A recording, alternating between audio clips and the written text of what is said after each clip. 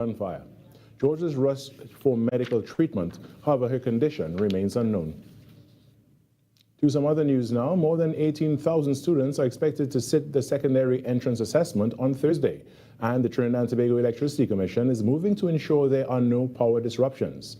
TNTech says it will activate an additional hotline for school principals and supervisors to report any electricity outages or safety concerns at SCA centers. The hotline goes live from 8 a.m. on Wednesday and runs until 3 p.m. on exam day. Officials can call 794-4823 or 794-7264 for immediate assistance. The Commission's regular trouble lines, 800 bulb and 800 TTEC, will also remain available around the clock. TNTech has also confirmed there will be no planned power interruptions on exam day and extended best wishes to students sitting the assessment. In Tobago now, Secretary of Education Orlando Kerr and other officials hosted a press conference at the division's headquarters on Monday to update the public about the island's preparedness for the national exam. Secretary Kerr informed the media that secondary entrance assessment scripts were received and preparations are underway for the smooth execution of the examination on Thursday in Tobago.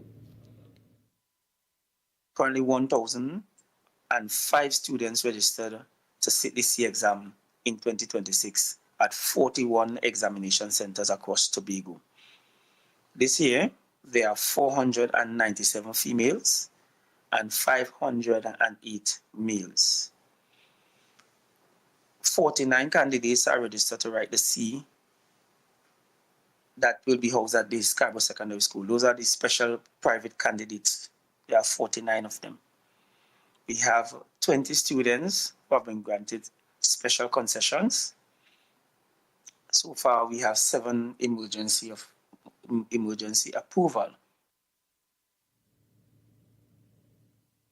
In some sport now, on Monday, 2 3-member teams selected by the Tennis Association of Trinidad and Tobago departed for El Salvador, where they will compete at the 2026 ITF World Junior Tennis Pre-Qualifying event for the Central America and the Caribbean Games.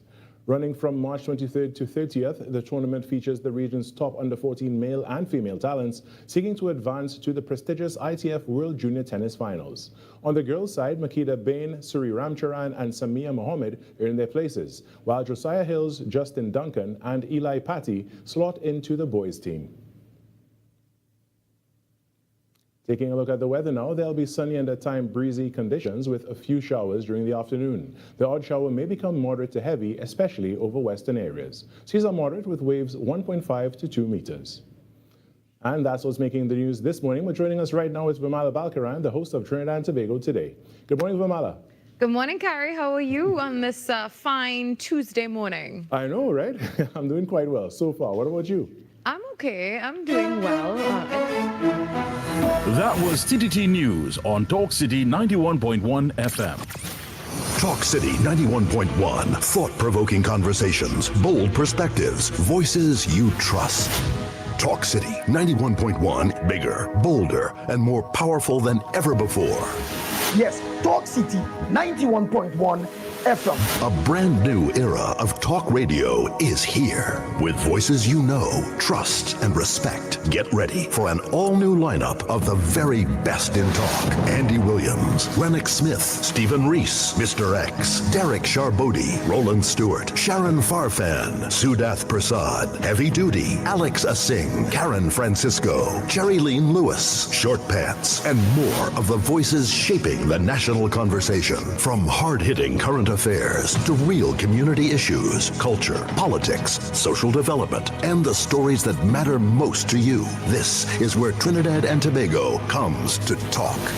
It's all good right here on Talk City 91.1, where we're going to give you something new, something hot every day, Monday to Friday. Listen on 91.1 FM and connect on Facebook, YouTube, and TikTok. Talk City 91.1. Your city, your voice.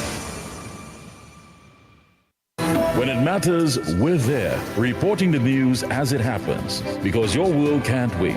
TTT News, nightly at 7. TTT News, committed, accurate, relevant. You can listen on Talk City 91.1 FM and stay connected on Facebook, YouTube, and TikTok, wherever you are. This is Castro, and you're listening to the Ground Report on Talk City. Keep it locked! 6 a.m. to 9 a.m. Join Andy Williams and Lennox Smith, the Ground Report team, as they rip apart the lies, half-truth, and misinformation that the mainstream media never discuss. The Ground Report. Hard-hitting, informative, undiluted, uncompromising, and unfiltered. Monday to Friday. Get the raw facts before making any life-changing decisions. Only on The Ground Report.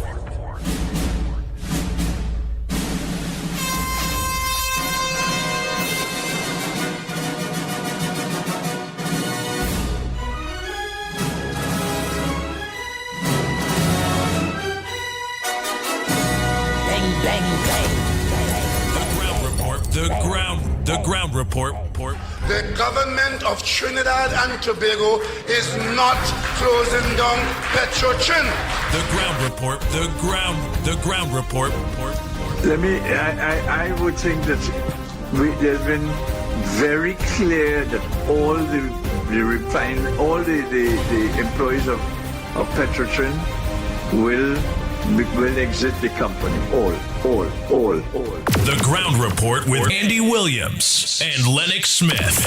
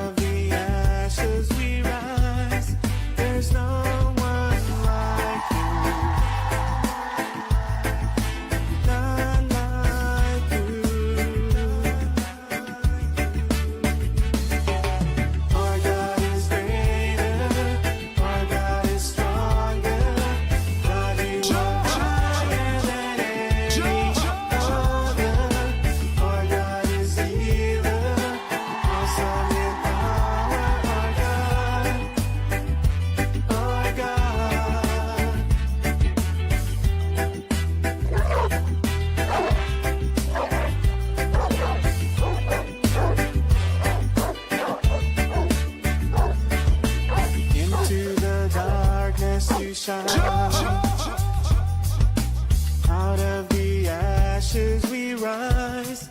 There's no one like you. None like you. Our God is greater. Our God is stronger. God, you are higher than any other. Our God is healer. Awesome. The Ground Report with Andy Williams and Lennox Smith.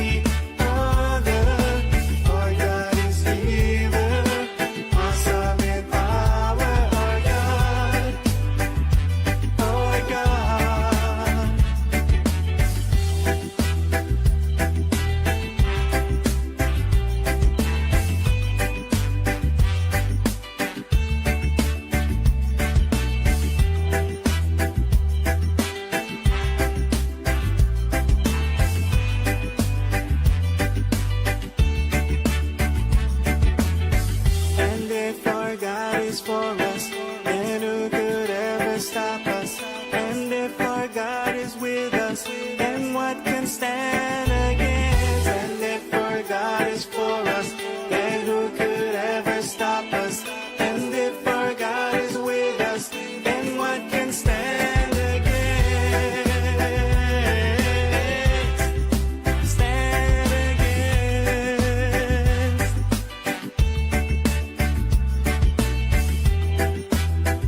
Oh boy, oh boy, oh boy, oh boy. Good morning, Trinidad and Tobago. Time check. It's 12 minutes past the hour of 6 o'clock, and you're listening to the Ground Report. Our God is greater. Right here on Talk City, 91.1 FM. God, you are higher. And you're also listening to us and viewing us on our several social media platforms. When you leave your maxi taxis, your PH vehicles. Right on Facebook or on YouTube. You can view us and listen to us on Real Media TT on Facebook, Real Media TT on YouTube, Corridor Transformation on YouTube, The Ground Report on YouTube. Yes, The Ground Report on YouTube. 648 Television, Irvin. A pleasant good morning to you on YouTube. At Talk City, 91.1 FM on YouTube and on Facebook. Joel Arias, a pleasant good morning to you. Then who could ever stop us? And if our God is with us, then what can stand against? Hey, Timothy Roberts, good morning. Chandra, good morning. Durat Pasada, pleasant good morning. Primraj, good morning. Mala. Yes, Mala, pleasant good morning to you. Hey, Anthony Ford, good morning to you. Kishan, good morning.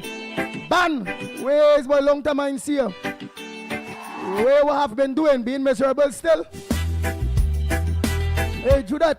Hey, Williams, good morning. Leon Charles, good morning to you. Nadira, how we going? You ain't letting me know, you know. I gotta get back TV for you to let me know what's going on or what. I'll find you on the low. Hey, Don Harilala. Good morning to you, my brother. Open the eyes of the blind. There's no one. Roll Passat, good morning. Bujram John, good morning. None like you. Hey, Vidu, good morning to you. Into the Kanu, Anne Marie, good morning. out of your Janu, Anne Marie, good morning. eyes. There's no one like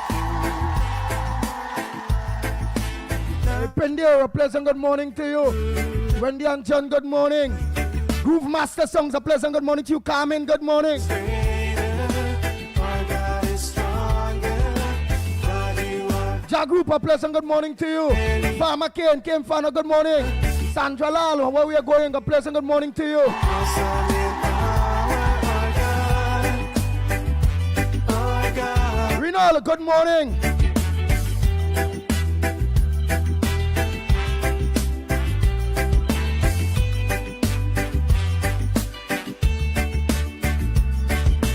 Into the darkness you shine. Hey, Jenny Bell, a pleasant good morning to you. Out of the ashes we rise. There's no one like Bina, good morning to you. Pamela Palu, good morning. you. Hey, Wendy and John, good morning to you. Is there I haven't tell you all about morning quite a while. Just starting the program, eh? Jason Jeffers, good morning. How are you going? any other? Our God is Rajpati, Ram Sarupa, pleasant good morning to you. Hey, Kenrick, how are you going? Kenrick Pasada, pleasant good morning to you. our God. Natasha, good morning. Our God is stronger. Pesat Pasad, good morning. You are My dear friend, Anne-Marie Amin, a pleasant good morning to you. Just a pleasant good morning, Matilda Rhodes. Marilyn Cicharan, a pleasant good morning to you. Baby, my baby, a pleasant good morning. Teacher Balmain, good morning. Brian Wolf, boy, Well, I don't, you know what's going on there, but wait the hell. Shh.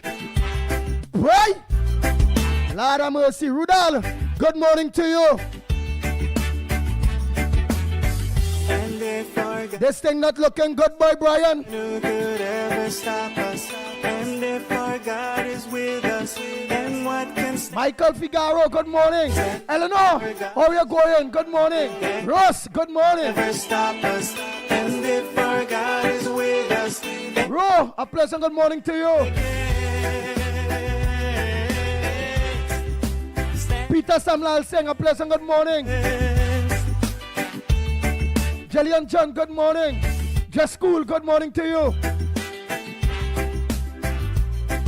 Nigel Black, a pleasant good morning. Betty, good morning to you. our God is greater. Jamelia Khan, a pleasant good morning. God, you are higher than any. Anthony Haynes, good morning. Samantha, a pleasant good morning. You Brady Bunch, good morning. Dave Maraz, good morning. Michael Scotland, good morning to you. Hafrina Mohammed, a pleasant good morning to you. 007, how are we going? Ryan Ali John, good morning. Ann Moon Sami, a pleasant good morning to you. Sheldon, good morning to you. Mina, good morning. Awesome in power, our God. Our God. And if Boy. God is for us, then who could ever stop us?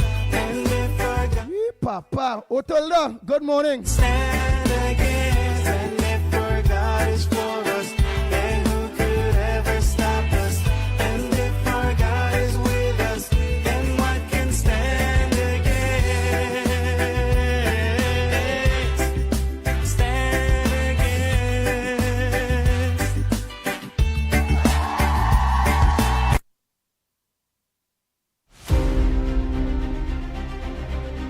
Oh Lord. Okay. Papa, good morning. Glory. Good morning. Ram Killer One. Yeah, that name. Ram Killer One. Oh, that sounds like it's a long time name with somebody had a big grocery. A grocery or a hardware boy. Ram Killer One. It sounded familiar, you know. A senior citizen like Lennox Smith might know that surname if it play any role. That senior fella, my co-host. You know, remember you can't call them old and you have to call them senior citizens. That is be very offended with that, you know, Trinidad and Tobago. Don't ever say that word O, you know, O-L-D. Oh my God. Them have more sparks than anything, you know. They all of them seniors, man. Them is seniors. You know. Good morning to all in sundry. Damien, all of you. All who I missed out. All who now joining us. Good morning. I'm going to say a pleasant good morning to Director's Times. A pleasant good morning to you. You let us know too. What is Karen? Good morning. What is the situation with our yesterday, please God? Yeah. So you got that not now, but you got that in place. What played? What was the morning, the first, second, third, fourth numbers, and if we catch any. I don't believe in it. We have good morning, Andy. Good morning, Trinidad and Tobago. Good morning, Lennox. Yes. Good morning to you, Nigel Snipes. Lennox Senior Smith. Yeah, great boy. What do you say? Well, unlike you, Andy, I don't use dye. Oh God, but how you could say that over the radio, Lennox? Well, you took liberty, as I'm not offended or in any way would curtail you from speaking. I think I have a duty as well to speak freely.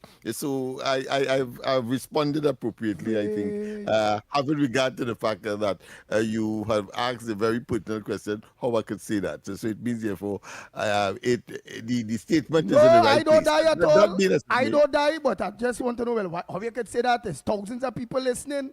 They're hearing you saying, but I dying, but I don't die. But oh God, I said, unlike you, and I think the essence of the statement speaks for itself. But that being as it may, or should I be more generic by saying, well, unlike others, I don't die, so you may be less offended, but if the cap fit, well, of course, I expect that you'll wear it. That being as it may, a pleasant good morning to all and sundry, east, west, north, south, central, in Trinidad, our friends in Tobago. Tobago, we need to hear from you a little more, having regard to some of the impending issues, quite apart from the C exam, quite apart from that removal, well, I should say officially, of that reader and personnel from the United States Army that were housed in Tobago. And of course, other developmental issues such as the autonomy for Tobago. I know that that is something that the present administration is very fervently and very, should I say, significantly pursuing, with, of course, the central government and maybe some of the added, should I say, authority that might have been given and recognition, to be more specific, when, of course, for the first time, the chief secretary was taken to a CARICOM meeting. I think those are significant development, and it speaks to a very good relationship between Trinidad and Tobago moving forward. So we want to hear from you in essence. Yes, indeed. And of course, wherever you are in the world, in the region, outside of Trinidad, pleasant good day to you, whatever time of the day it is in your neck of the woods, so to speak, because as you know, Trinidad and Jamaica have a different time zone. I think we're about a couple hours in front of them or behind them, as the case may be. I can't, don't hold me to it, but I know we have a different time scenario. That being as it may, yes, indeed, yesterday we were a bit, let's say, short of firm information with respect to two matters, and I told you yesterday that I would seek, and then of course I will comment in a more appropriate, but the veracity of what we are saying will not be nestled in skepticism or is subjected to ambiguity. Well, that day has arrived because with respect, of course, to the Hilton Hotel, remember we said that I would prefer to wait and hear from the government. Well, in a very indirect way, we have been able to glean some additional information. And what is that? That ETEC, which is responsible for that particular entity, Hilton, that's a state enterprise that was transferred to the Ministry of Legal Affairs, yes, under Saddam Hussein. Recently, I think just like last week, it was gazetted. And then, of course, when you read into the particular article, you would see that it was as a consequence of the very, what I consider to be discrepancy, for want of a better term, some differences in opinion, to be more specific, between the board of ETEC, who is indeed, I think, is the wife of the president of the Senate, Wayne Mark. Her name is Ms. Ramkusoon Mark, and that of the line minister of the Ministry of Trade, and Mr. Mirage. And it appears that instructions was given to, of course, pursue a particular course of action for the management of Hilton. That is what I've gleaned so far. And the response by the ETEC chairman is this: listen, you have to write to me formally indicating where these resources will be coming from to engage in a 400 million upgrade of Hilton.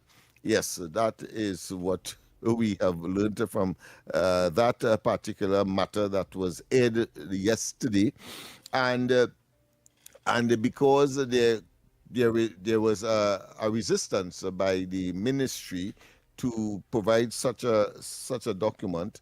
I think that led to and I'm assuming here, I'm in the state of conjecture here, the transfer, because there seem to be some kind of personality differences. But that being as it may, the situation is, according to the article, tense relations, and of course the media is saying that Mr. Mirage took issue with an audit as well conducted by the board, and therefore he made, according to the article, he made statement like it's not business as usual, and Ms. Ramkisoon, the chairperson, responded by saying that nothing that why she is cognizant of her duties.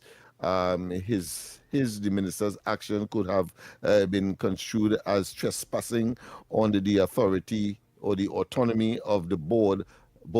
Further, she challenged his tone of engagement with the board and reminded him of the need to comply with the Public Procurement and Disposal of Public Property Act.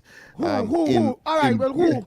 Yes, and going forward. Yeah, but who is that? About the chairman of ETEC is telling the substantive minister, Mr. Mirage, that in a very formal way. So there seem to be some differences in opinion between the minister and the chairman. Yeah, and so that and the cabinet took the decision to move ETEC from under the portfolio of the ministry that Mr. Mirage is responsible for, that is trade and other matters, to the legal affairs, where Saddam Hussein is the substantive minister. That's essentially what is there. And in the melee, you would understand now, in that scenario, the Hilton say, well, listen, the thing has not reached a certain standard, and therefore that, should I say, procrastination, that deferral scenario, we may well take the decision to get out of Trinidad as far as their franchise is concerned. So that is where we are at. Hopefully that things will be resolved, because there are others who are dealing with Hilton from the outside. Go ahead, go ahead before I talk about the outside. Yeah, but dealing with Hilton, that portfolio was under ETEC. So it was under the trade. ETEC is the state enterprise with that responsibility, and ETEC itself is under the Ministry of Trade. Right. So under trade, that ETEC was responsible to deal with the Hilton situation. That's right. Yes. And why the decision was made to move it, you say? Because there are differences in opinion on the process to do so. The process to do what? To deal with allocation of 400 million for the repairs or for the refurbishment and so on. And of course, ETEC asks, well, you have to prove to me where the money. Give me a formal letter where the money is available, because of course it wasn't catered for in the budget.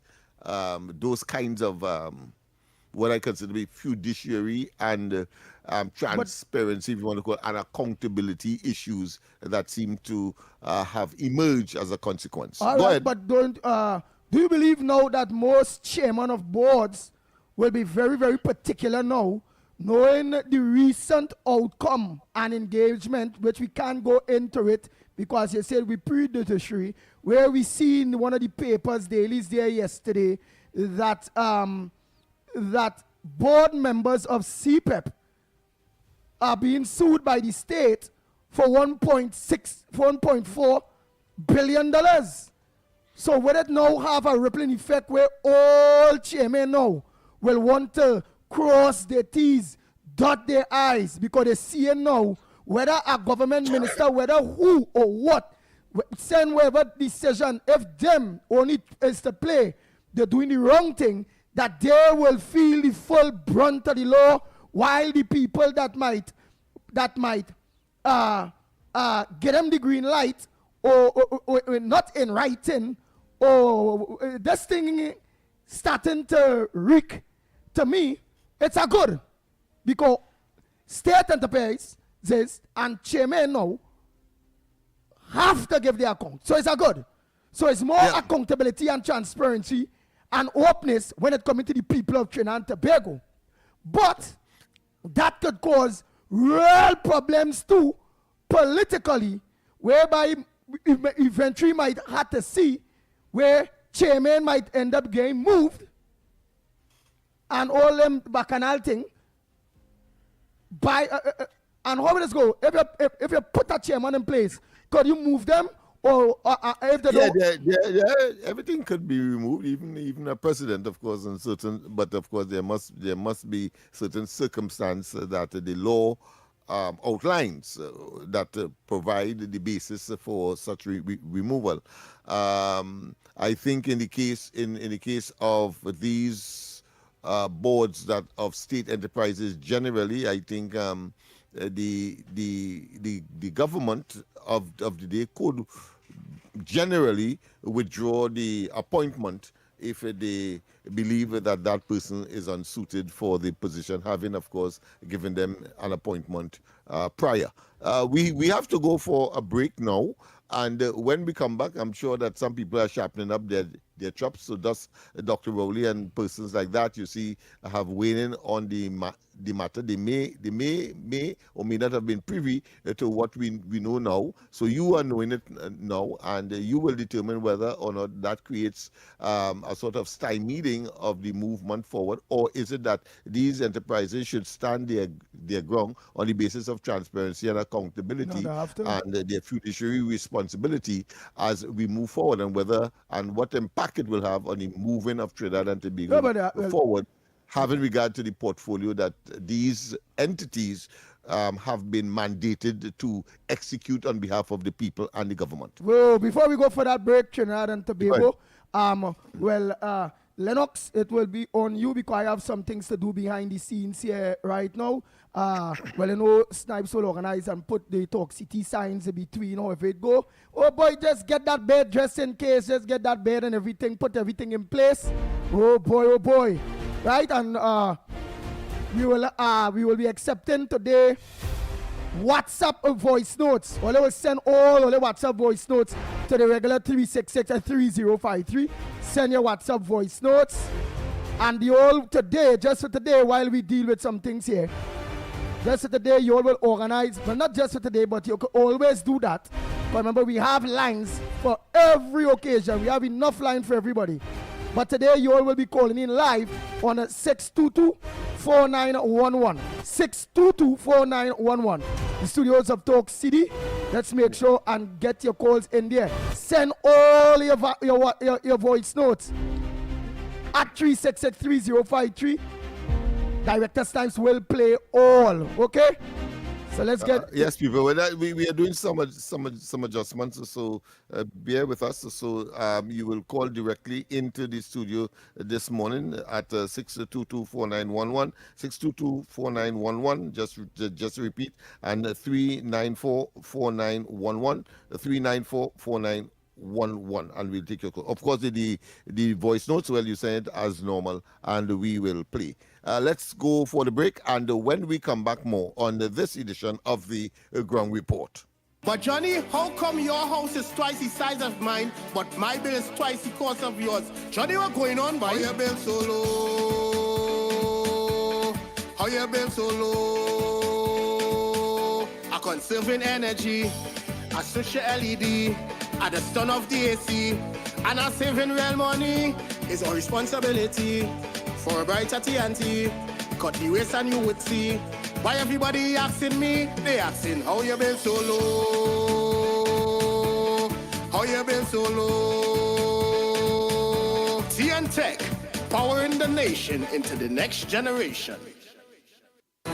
Your news, anytime, anywhere. TTT News brings you the facts that matter most. On air and online. More ways to stay informed. TTT News covers the stories that matter. Join us nightly at 7. TTT News. Committed, accurate, relevant.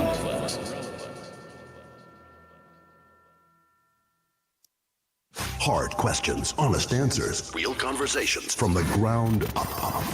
If you want to know what's really happening, don't miss the Ground Report. Weekday mornings on Talk City 91.1. This is Destra, and you're listening to the Ground Report on Talk City. Keep it locked.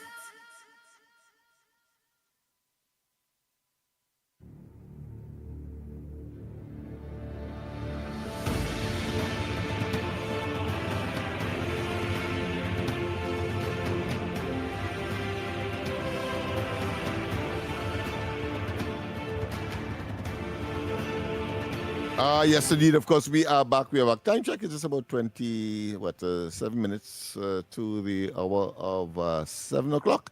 And, well, of course, as we said, you called this morning only the numbers in studio here to 622-4911, 622-4911, and the other one, of course, WhatsApp line, but nonetheless, we will get it here, 394-4911, 394-4911. Andy will be, of course, in and out, so to speak, as he takes care of other business relating to the efficaciousness or the efficiency of this program, because we always do our best to make certain that we deliver as much as we can and to inform you as much as is possible, humanly and otherwise, in order to make the correct decision when the time comes. In your daily lives, and of course, where national matters are concerned, close to or just about elections, etc. Cop caught in SOE net. Yes, indeed. So we have another police officer that has been subjected to the SOE special arrangement where a detention order was issued because it is claimed that he is providing or was providing information to criminal elements as to the operations of the police in terms of raids or potential raids and investigations and so on that could have caused persons to use their high power rifle and so on. Yeah, all that was mentioned in the article. I probably will read a portion of it for you. And that, of course, is something that the purpose of the SOE was designed to prevent. And so he is now in the subject of a preventive custody order under the SOE. There's another one, of course, a teen son of late Sealot's gang leader, among 3 killed. Yes, indeed, of course, Berkey, yes. Very, very unfortunate. When I read that, a sort of chill went down my spine.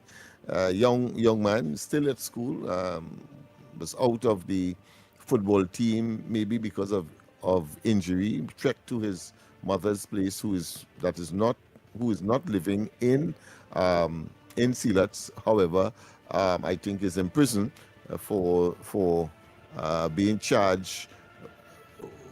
Police haven't found a gun at the home, but he was there with the 2 other friends, and all 3 lost their lives in Penal. And I think that is something that we cannot celebrate at all. And it doesn't matter whether it was Berkey's son or not. It doesn't matter. It's a young. I think he's 19 years of age or something of that nature. Very young man. Very young.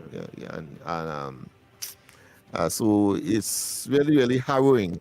And three of them, young people who, not even the prime, I would say, of their lives. I mean, they simply don't know anything, and then to lose your life in that way. And being at school, I think one of them have some 9 subjects as well, but finding it very difficult to get work. And so friends will be friends, irregardless. But I mean, it's very, very unfortunate. I understand that the assailants were disguised as police officers as well. So that impersonation continues to commit crime. and we must be very, very careful. I mean, that's a loud message to the young people in particular, that you have to be very, very, very, very careful about the company that you keep and where you go. And it is, a time that you have to be very, very, very, very careful. One cannot overemphasize that. THA, of course, puts 24 million derelict sanctuary villas for sale. Well, this one too, yesterday, I was a bit confused, frankly, as to one, whether or not it was recent, that development. Well, of course, I now know of the chronology or the history of that particular matter. That is put up for sale, but it was bought at around $24 million by the previous administration in 2023. And it was never used. I think when some of my information would have led me, my investigation would have led me to article or some issue relating to that particular property that was purchased, and questions surrounding it. Something similar to the Chevron property, where the bolt arrangement was made, where the private owner, somebody connected to the PNM, own it. The THA bought it for several $7 million and then lease it back to the original owners in order for them to build on it, and then the THA, I think, is left with a bill over time of over $300 million. I mean, it's pretty awesome in terms of the schemes that they would concoct in order to provide their persons who they prefer, and rather in a acute state of nepotism and cronyism, frankly, and political patronage that the PNM would have been engaging over the years. Dr. Rory can say what he wants. The fact is that those are realities. And of course, the latest is in Trinidad, when the land, very prime land around the savannah, obliquely opposite Memorial Park, was vested in the private business of the contractor, a friend of Dr. Rowley. He claimed that he was a friend and a financer, talking about NH International. And then that very property being invested in a company designed to specifically get the bank to mortgage it in order to build the headquarters of the Ministry of Health. Yeah, and the state, you and I, must now pay the entire sum ultimately. So these things, I'm sure, will be attracting the attention of the current Attorney General. And as we have seen, CPEP is just the beginning, the nascent stage, the genesis, the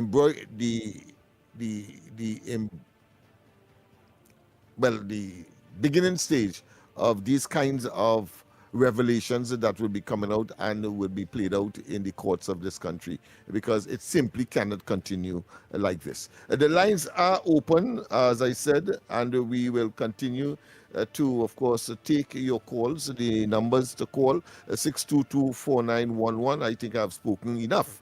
622-4911. And then we have 394-9411. So we take your calls, and don't forget, of course, to provide your voicemails. That will be forwarded to us here in studio, where we will be airing, if not all, but at least the majority of it. And don't forget, of course, we still have the Capich at 7:15, and we have, of course, the word challenge of the day at 8:15, which, of course, I would be hosting, so to speak. So again, numbers to call. You have an opportunity. Andy is not here. I am here, and people, of course, like to accuse me of talking too much. So you have an opportunity to get on the program as early as possible and as elaborate as possible in order for your front burner or non-front burner issue to be aired. I know that the numbers may be new to some, so I'll just repeat them again. 622-4911, 622-4911, and the other number to call 394-4911. All right. We should have gotten a call by now. I wonder if people. We had some people holding on, but they off the lines now. All right, okay, they're Give off the them a line. couple seconds ago. All right, okay, so we have a call now. President, good morning. Welcome to the Ground Report. Good morning. Good morning to you, Mr. Lennox. Good morning to you. Andy is here with you, the pitbull. Yes, he's in the background. Yes, he's in the background doing some work, you know. Okay. Our duty Mr. carries us Snipes. all over the place. Go ahead, yes. Okay, Mr. Snipes. Okay. Now, I want to make a suggestion there, my brother, Mr. Lennox. Go ahead. I think the time has come for we to introduce mandatory boot camps for young people. Let me repeat. I think the time has come in Trinidad where the government not have to consider but mandatory boot camp from the age of 10. Because you see what's happening with crime and criminality, and young people is gone down every day in this country. And I'm saying when we make it mandatory, for instance, because we have to deal not with the secondary level, but the primary school level. And from the time the teacher and the principal and staff pick up that child, because you remember at that fragile age, they would be able to pick up via the psychologist and whatever have you, that, okay, because you remember children tends to show certain attitude, certain behavioral pattern in school. Yeah, you start seeing it from the age of 7. Yeah. Sorry? You start seeing it from the age of 7. Thank you very much, Mr. Nice.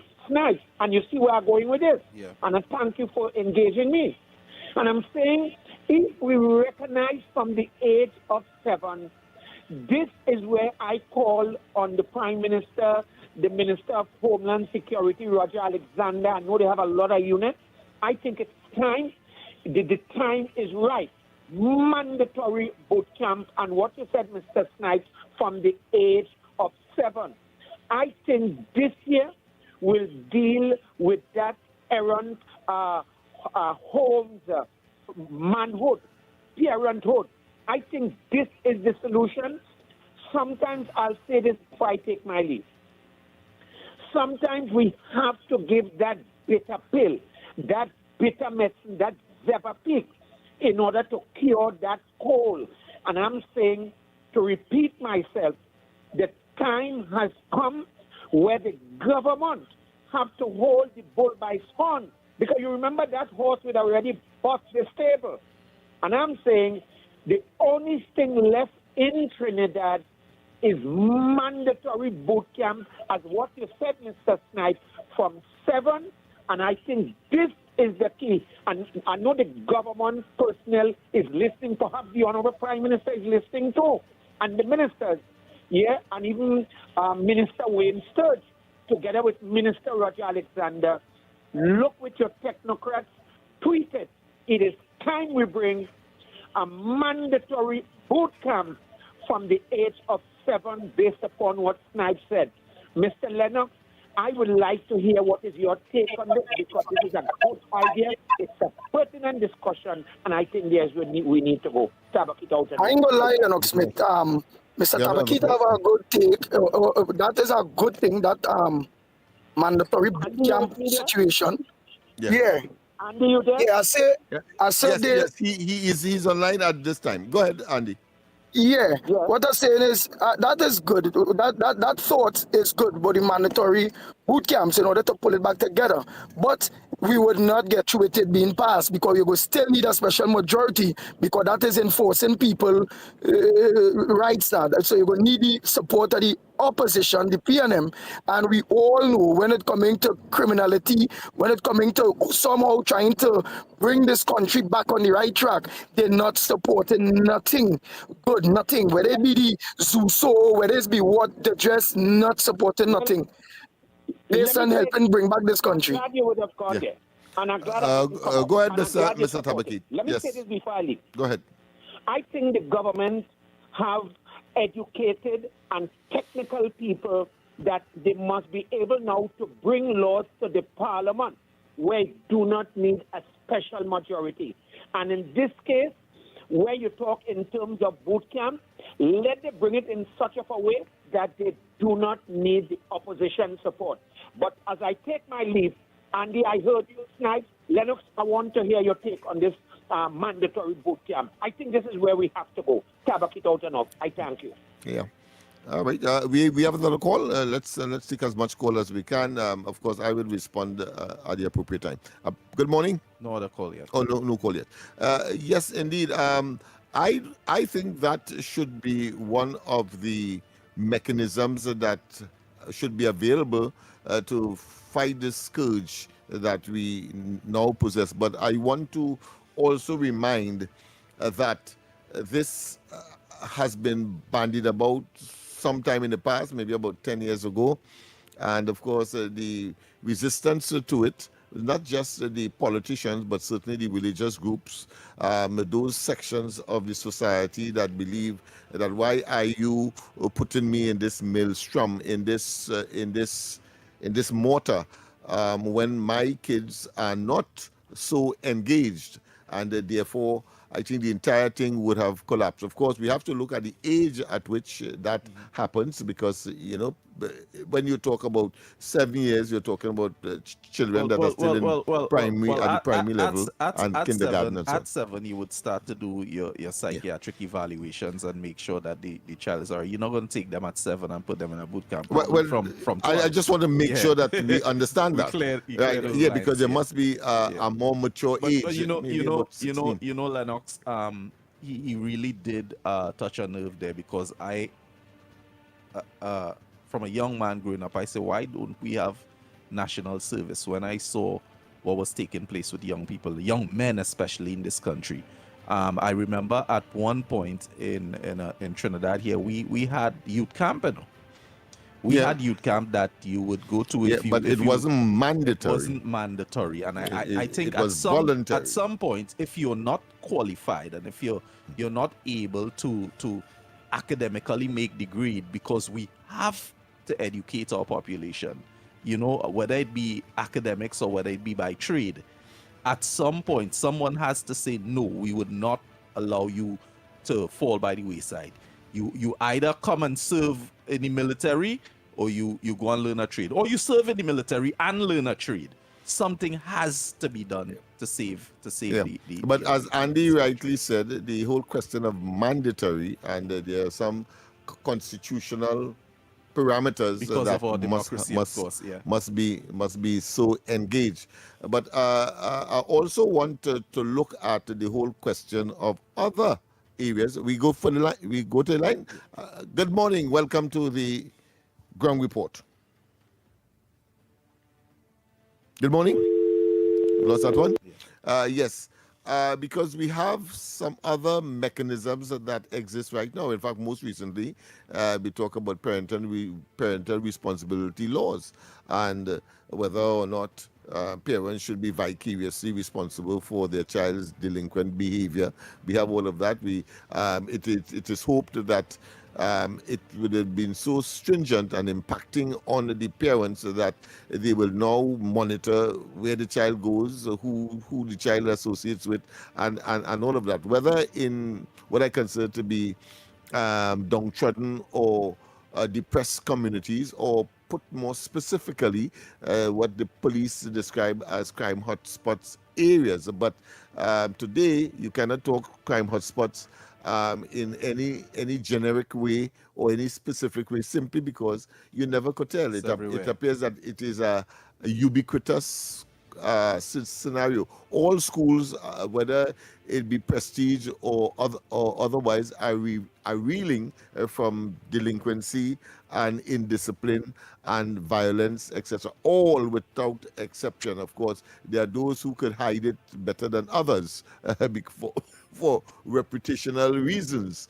But we know that exists because the society, as the Prime Minister rightly said, has evolved into a very, what I consider to be hostile one in terms of the violence and the response, or should I say the use of violence to settle disputes and matters. And of course, the manifestation or the greatest or the apex of that really is gang warfare and the borderline issues that are really dedicated, or should I say, circumscribed within these so-called crime hotspots and in the poorer communities of the country. But the fact of the matter is that it is a reality, and it is affecting the economic survivability, the economic expansion, the opportunity for generating employment opportunities. I said that, and I focused on that last night on the corridor transmission. I want to apologize immediately to those persons who were not able to call in. I saw a lot of calls coming in, but we had a challenge there, one, and I thought I should have a monologue to, of course, say how we are going to be going forward from tomorrow, well, from today, sorry, as far as the corridor transformation is concerned. I should just put in that. Don't forget the numbers to call. We are in studio. You will not be able to get the other numbers where Andy is in charge or in control of. So I wanted to share with you again the numbers to call: 622-4911, 622-4911, right here on Talk City. We have a call there. All right, and then we have as well 394-4911, 394-4911. Yes, so these are some of the 394-4911. I would allow you to make WhatsApp calls there as well. What's great. So you can put in your voicemail in that as well. You can. Okay, yeah. right, beautiful. All right. So let's look at some of the other issues. Home of murdered businessman's son riddled with bullets. Well, we did discuss that yesterday, but it's all in line with the theme of the violence and associated with the young people in particular, and how do we address this matter. And I think the first topic that came up with respect to ETEC and Hilton, and we saw, of course, behind the scenes where decision makers, persons on board, the chairman of ETEC is saying categorically, listen, you're not going to have me engage in a particular activity that will impugn my integrity, having regard, of course, to what has happened with the previous CPEP board and the fact that they are now facing, of course, a civil action pursued by the state. So all of those are part of the mix. Let's go as well, of course, the U.S. soldiers depart Tobago. That is another issue that you probably can look at and want to investigate. We Grandy residents uneasy after Guerra's murder. Well, that is in connection with the son. And that saga continues, huh? Yeah. As a matter at one time I thought the three killings was as a consequence of that, but I realized it's two separate and distinct matters. One in Penal and connected, by extension to Sealots, and then you have, of course, one in Grandy, and then you have this additional shooting of the sons. So we're heading up to the news? Yes, we head up to the news, yes. Let's go for the news, of course, the 7 o'clock news, TTT News, and when we come back, more live and direct from the studios of Talk City 91.1. Update. I'm Carrie Roberts. Making the news at this time. Cultural shifts are needed towards skills training. Minister of Tertiary Education and Skills Training, Professor Prakash Prasad, said this is especially important for the advancement of education in the region. Professor Prasad was delivering the keynote address as CARICOM advances the development of a framework for micro-credentials under the Caribbean Region Registry Roadmap. As a cultural thing, we need to look at this in the Caribbean, that, hierarchy is still very important. All jobs are important. All jobs are important. And therefore, we should have that cultural change. So part of making micro-credential important and acceptable, and especially with regard to skills trading, we need to know and put this education out there that it is important. It's just as important. Micro-credentials are short, focused, and often digital certifications that validate proficiency in a specific skill or competency. The proposed framework aims to create a cohesive, inclusive, and transformational response to learning at the tertiary level. Professor Prasad noted that the cultural mental shift towards skills training is essential if Caribbean education systems are to remain relevant and future-ready. See, for too long, we have this idea that young people, they have to give up their lives to go to university for 3 and 4 years, study day and night to get a degree. So in effect, you reduce your living. Micro-credentials allows you to live with your family, have, in other words, in a broad way, education and living balance, life balance, and education balance. This is what we need. The Commonwealth of Learning, in partnership with CARICOM and hosted by the Ministry of Tertiary Education and Skills Training in Trinidad and Tobago, will host discussions over the next 2 days to finalize the framework. In other news, the government of Trinidad and Tobago is reaffirming that the nation remains open for business. This comes as the Trinidad and Tobago Manufacturers Association hosted an inward trade mission on Monday, welcoming delegates from Martinique, Guadeloupe, and French Guiana. The TTMA's Doing Business in TNT seminar is focused on deepening economic and cultural connections between Trinidad and Tobago and the French Caribbean. Acting Director of Trade Facilitation at the Ministry of Trade, Investment and Tourism, Neville Alexander, emphasized that building strong and dependable trade partnerships is critical to the country's ongoing development and economic diversification.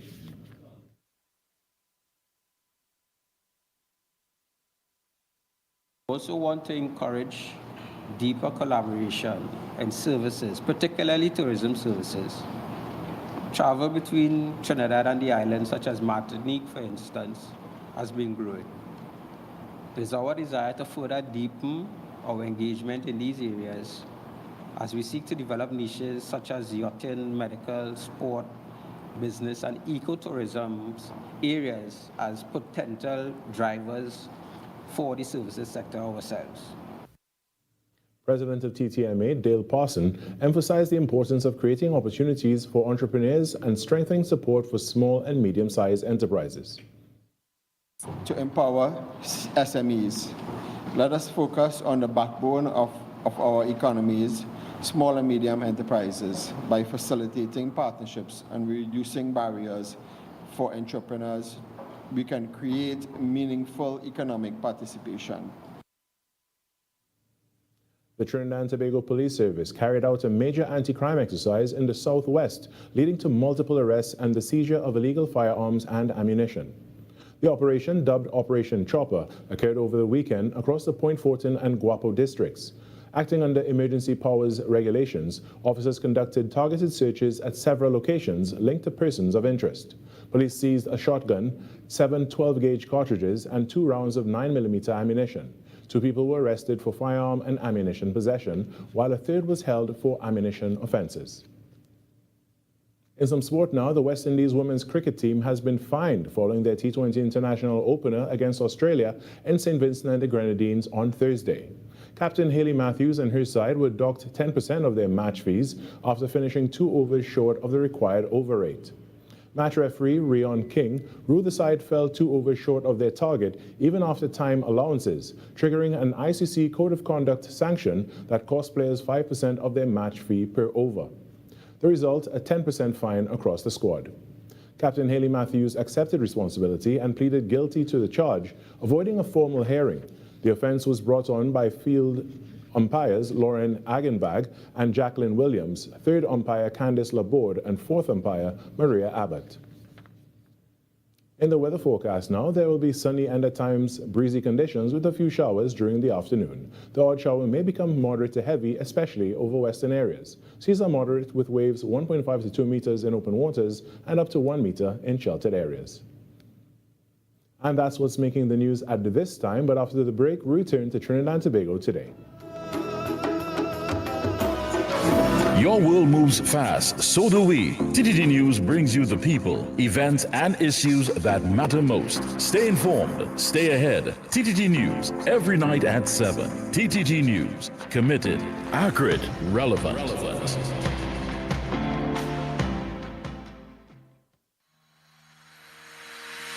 Every morning begins with a story, the headlines you need, the voices you trust, the conversations shaping our nation. Welcome to Trinidad and Tobago Today, where your day starts informed and inspired.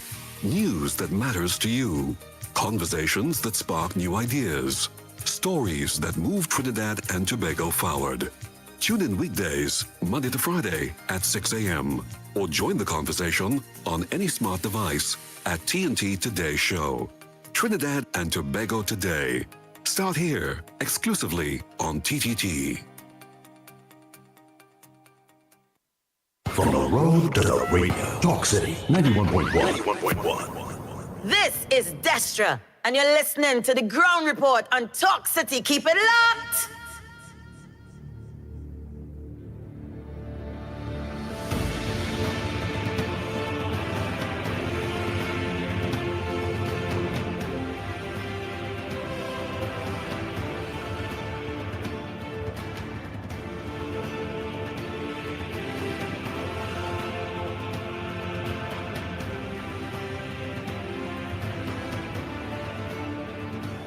Yes, indeed, of course. So we are back. Time check is just about 7 minutes past the hour of, closer to 9 minutes past the hour of 7 o'clock. Of course, Andy will be intermittently joining us. He is engaged in matters of improvement, let me put it that way. You know, we always strive for greater heights under the ground report. We lead and others follow in more ways than one. Andy right here. Andy right here. Indeed, Andy yes. right here. I just said that Yeah, so Andy enjoy Andy right here. intermittently. That's what I said. So Yes. I've seen you are there, but you will join us from time to time.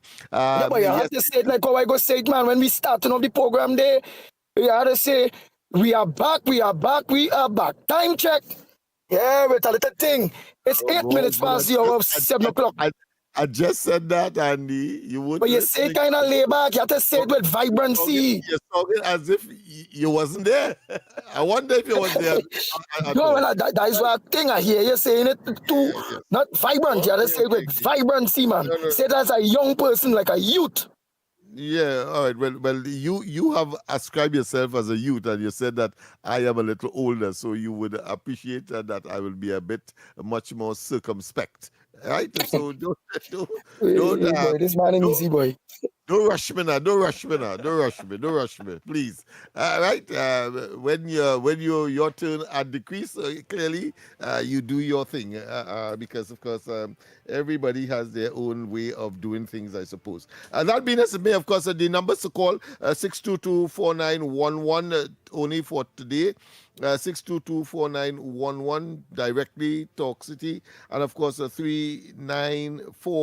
394-4911 WhatsApp as well. I don't know if we have any WhatsApp. Andy, we have any WhatsApp? Yeah, that organize and send some WhatsApp, man. Same 3683053. I sent one to Snipes so far. Yeah, I sent one to Snipes so far. So y'all don't forget to send your WhatsApp contribution at 366-3053. 366-3053. Make sure send your WhatsApp contribution. And by the meanwhile, don't forget at 15:15, the pitbull mark for the day. Yeah, man, we had to hear who won yesterday. What is the situation? Yeah, because I know you play. I know Lennox Smith plays, so let me don't go there yet. Because he's losing out. He's losing out big time. Yeah. This man presumptuous, but I suppose that's the pitbull. So you expect that kind of rugged approach to any matter at all, because he wants me to say, we are back, and the time check is now 9 minutes past your 7 o'clock. That's what he wants me to say. Now I could, but it, yeah, but it, yeah, but it would be an impersonation. It wouldn't be natural Lennox Smith. So to each his own, so to speak. But that being as it may, the Let's lines. go to the voice note. Oh, let's get the vote. All right. Andy, good morning to you, Lennox, Mikey, Nigel, and to everybody out there. You know, I don't know how people could be so dishonest and disingenuous, you know. Busman so loved Jillian John. He want Jillian John to take over everything. But yet still, he has not acknowledged or recognized how much work Jillian John has done as yet as the Minister of Works. Jillian John told us how many potholes and everything that she has patched. And this man coming to say that this government is there a year, not a year yet, you know, but a year, and they have not done anything in the country. That man is so dishonest. Andy, are we paying property tax? Didn't they strengthen the children's life fund so that parents wouldn't have to be begging with calabash all over the place to raise funds for their children, among other things? You see, that is why we are here to correct the misinformation some of these people are putting out. And I have a challenge for Lennox. Please tell us what is the correct pronunciation for Malize. Thanks. I feel like we heard that voice. Yesterday, yes. Yeah. So it would have been a repeat. But nonetheless, of course, let me just repeat my response. Balizia. Not Balize. Balizia. Balizia. I omitted, of course, to find out where the origin is from, but it's songs, French songs, a bit Italian kind of thing.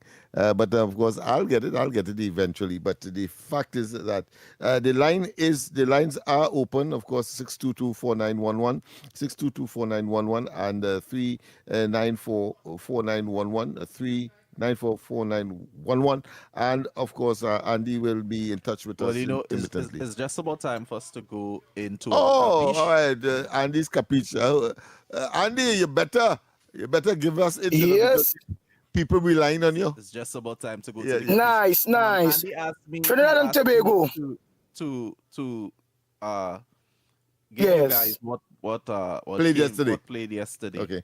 You know, so at 10 a.m. we had 36. At 1 p.m. we had 35. At 4 p.m. we had the number 7, and at 7 p.m. Which is the final draw for the day, we had the number 21. Going back to the marks that we got yesterday inside the capiche, we had number 1 Centipede, number 18 Waterboat, 12 King, 13 Crapo, and Andy's capiche was number 14. And that came, you're saying? Or what came? No, we did.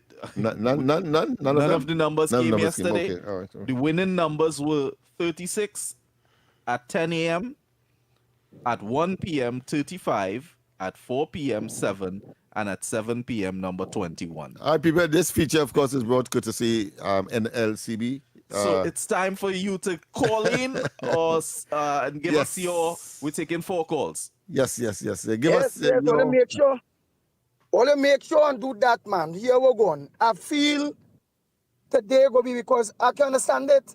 Where's jealousy?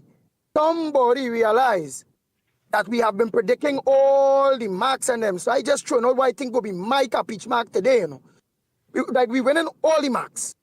And somebody have a kind of eye. So today we tying ourselves with blue. You know, when you have a garden, you put a blue bottle, blue this, blue that. Only make sure you put something blue on all here. Make sure. Because somebody jealous of your all winnings and the capiche right here on the ground report. So they tried to stop me yesterday, but today they ain't holding me back. So let them remind me, don't let them tell me, what is that? Jealousy. One number is that, or they got to tell me in the different numbers that makes up jealousy. That OB or something like the walking OB to stop me from. Let's get the interpretation. We lost that one. But of course, call in and give us your number for the day that we will announce. Good morning. White is. I hope it's not a technical problem on this side. But yes, so your duty now is to, of course, we'll take about four numbers, yeah, four persons. Call in, give us your number, of course, and Andy will give his capiche, so to speak. This is the capiche moment, courtesy, of course, NLCB. Yes, the first time you have, of course, a company that is urging you to get their money. Good morning. Hi, good morning. Good morning, gentlemen. Good morning. I get an echo. Yeah, you hearing me? Yes, loud and clear. Loud and clear. What's your Okay, yeah. What's your number for the day? All right. Is the number? Yes. Okay, but I just said maybe I'll call back then. All right. Okay. He doesn't feel lucky today. Good morning. What's your number for today? Lost that one. Yes. This segment is for those persons who feel that for one reason or another They have the capiche. you have the number for today. You Yes, maybe capiche. walk out in the yard this morning and you saw a centipede, or Yeah. you Yeah, was cleaning the garden, you saw a little snake. I remember a fella in Laverton, he threw some crapo in somebody's yard and to make them feel look he's a Obia man. And they gave him that kudos. So he told me this is a fact. He told me that he used to sleep in a coffin and so on to materialize that kind of, or to project that kind of Energy. image. Yeah, the Hello, image. welcome. Good morning. Hello, morning. The mark for today is 29. 29. Okay, so thank you very much for that one. Yes, that's one. We want to get three more, and Andy will give his. So we conclude this segment, courtesy NLCB. I was making the point that here it is, you have a company that, of course, is sponsoring something that encouraging you to take money from them. I love it. I suppose that's why Andy loved the capiche so much, because it's about a company that is encouraging you to, of course, take money from them. So let's get three others, and then we will move on to your front burner issue and whatever you have to share with us today on the ground report. Andy, as I said, will be with us intermittently for the entire program, but certainly he will be in for the capiche. We have a caller. Good morning. Morning? No call yet. No call yet. All right, yes. So, like, Ole win enough or what? Well, if Ole win enough, I ain't win enough yet, so... Because I ain't say all right, okay. So that's a call? WhatsApp call? All right. Good morning. Good morning. Yes, just stay away, just move away from your device so it doesn't echo. Right. Yeah. Or I must reverberate. say I'm a beautiful 77-year-old, and I am looking at Queen today. 24. 24. Beautiful. That's beautiful. Have a blessed day. Same to you. I won 21. I won 21 yesterday for $5. Ah, wonderful. I don't know how much money I'm supposed to collect. Oh yeah, because you're like me, you're totally ignorant of what the process is. Tell me if I'm supposed to get 2,000. I hear you. We have to, maybe when one of the callers call in who are the regulars in terms of being familiar with that. They would be able to assist you. Yeah, to assist. But I personally can't. I have not been focused on that at all. Thank you. But thanks very much for your what? What's Queen 24. 24, right? Queen. All right, so we got Queen and we got one before. What was the one before? The one before was 29. 29. And what was that? What does that symbolize? It's 29 horse? Let me check for you. And tell us what it symbolizes as well, because Andy want to know what is jealousy in the playway stacks, so to speak. I am totally out of it in terms of that. So those of you who are more aware than Yeah, me. so Trinidad and Tobago, come on. Check your check the voice notes there. I think 2 people send their marks via voice notes and all right. those various things. And only don't forget, I want to know what is jealousy. We was winning all We the have it. time. We have it. We have somebody on. Go ahead, caller. Good morning, Andy. Good morning, Director Snipes and Lennox. Good morning. Lennox, I Hey. want advice on Capital to play a mark. Because I would have win that mark yesterday because they played 56 and they played 21. Oh my goodness. All right. What You is know, yours this morning? They played 56 and 21. You know what it's called that? Where's that? I can't say it any airways. Okay, I hear you. But just give us the number if it is a number. Advice. Yeah, all right. What number you choosing today? He's gone. He's gone. He's gone. He's looking for numbers today. He's looking for numbers. He's looking for numbers today. All right. He's not sure. Remember when you call in this segment, you give a number, and of course you very briefly why so that people will have an appreciation. We have space for 2 more numbers. Space for 2 more. Well, 2 more numbers. Yeah. Beautiful. So just 2 more before we ask Andy to give his capiche, and then we will move on. Check the voice notes and see if you get any numbers from voice notes. Let's go. Good morning, Andy. Good morning, Lennox. Good morning, Director Snipes. And I only gain mark. I want advice with Capital. I want more money to play mark. I can't give me nation no mark and me can't play no mark. I want advice with Capital. Well, I suppose, gentlemen, I suppose. Yeah, my mark for today, boy. Okay, we have one. Is Tete, boy. Tete? Yeah, Tete. Okay. I'm going with Tete today. Okay. Like, morning, Ground Reporters. Morning, Andy, and morning, Lennox. Thank you very much. Tete, I'm going What with I mean, Tete, boy. what that symbolize? Yeah? House cat. All right. It says house cat. All right. And anybody out there who could satisfy Andy's request, he wants to know what jealousy is in terms of the playway. You can give them numbers again. Yes, indeed, of course. The numbers to call in, don't forget, only this morning, 622-4911, 622-4911, Talk City, right here, you'll get us direct. And, of course, the other number, WhatsApp, 394-4911, 394-4911. And you can still, of course, send something to Andy by way of WhatsApp, which is the 366-3053, which you are much more familiar with, those of you who are the regulars.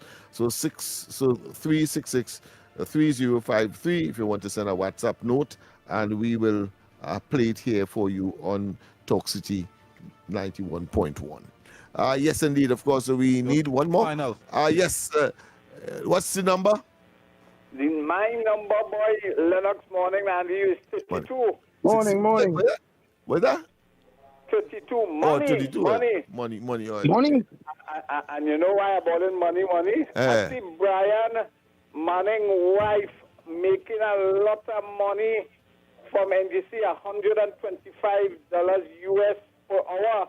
Right. And a fella from Tobago named Jack, a PNM man, was making $70,000 a month. They're trying to fight down Duke with the little consultancy, so the Mark boss slowly jump out. Brian Manning wife getting US foreign exchange, $125 an hour. She made $1.7 million on taxpayers' head. Joel Jack make $1 million on taxpayer head. CNM, that is how the freezing and abusing taxpayers' money. Yeah. What is it dark, as the old people would say, would come to light eventually, because it simply you cannot hide that. Good morning. All right, so the final here. We have a final here is Andy to give his. So we have 4 now. We have 4. All right, good. So we have 4 numbers, and Andy, your capiche before we move on. Yeah. I find everywhere you look is dead, shoot, dead, shoot. Bodies dropping. So I feel they said dead man this before. I think they said dead man is 4. So I feel I go look at dead man today. All right. 4.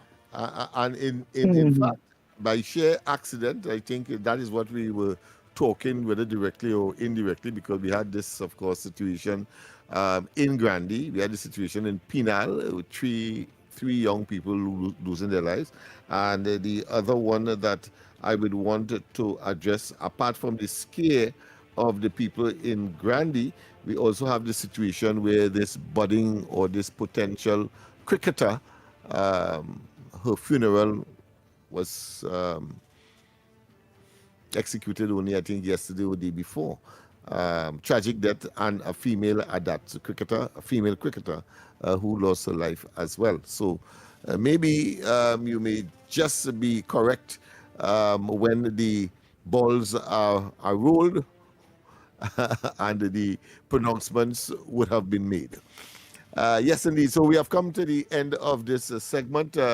Miss Woodbrook, I observed that voice. You can call back now and give your contribution. Having called earlier, not recognizing that the segment of Andy's Capich was in session. So you can call back. Well, all right. So today, Trinidad and Tobago, we will be very, very lucky today. Yesterday, unfortunately, with Andy's Capich or with the playway, somebody give you a blue eye. So today, make sure they wrap something blue on all. Put something blue on all before you play, or walk with a garlic in your pocket. All you hear that? Because we have to break that zombie that stop that one time we ain't win something. So let's make sure to do that. So what we're going to do by the meanwhile, before we come back into the current affairs, get them it, and then we go for the break and come back, and then we go take some calls. All right, so the marks for today inside our capiche, number 29, Opiaman. That's number 29, Opiaman. 24, Queen. Number 24, Queen. Number 30, House Cat. Number 30, House Cat. And number 32, Shrimp. And of course, the capiche for today, given by Andy, is 4, Dead Man. Dead Man. Wow. Let's go for the break. And when we come back, more on this edition of the Ground Report. Your stories, your communities, your country. TTT News is everywhere, on the ground, across Trinidad and Tobago, and on every smart device. When it matters, we're there, reporting the news as it happens. Because your world can't wait. Your world moves fast, so do we. TTT News brings you the people, events, and issues that matter most. Stay informed, stay ahead. TTT News, every night at 7. TTT News, committed, accurate, relevant.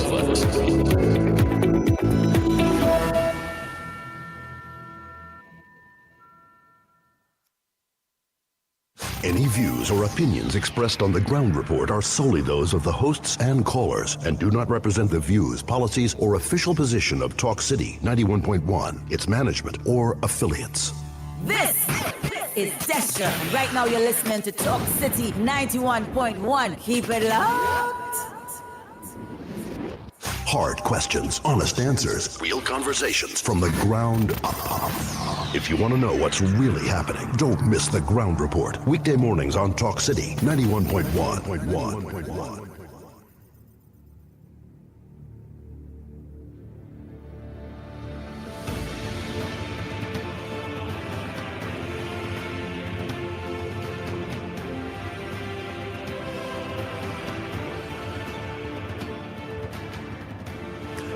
Yes, indeed. Of course, we are back. Time check is just about 30 minutes past the hour of 7 o'clock.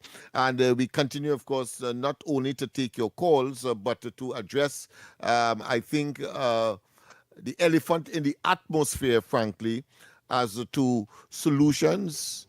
We are in a state of emergency, but yet still we are seeing the uncomfortable array and execution of people, and one have to focus therefore on what next, what more can we do. And I think this morning's discussion seemed to identify and is looking for solutions in that direction, in addition to that which would have been given by. So what we know for sure, as I said last night, that this thing is not a police solution on a sustainable basis mission.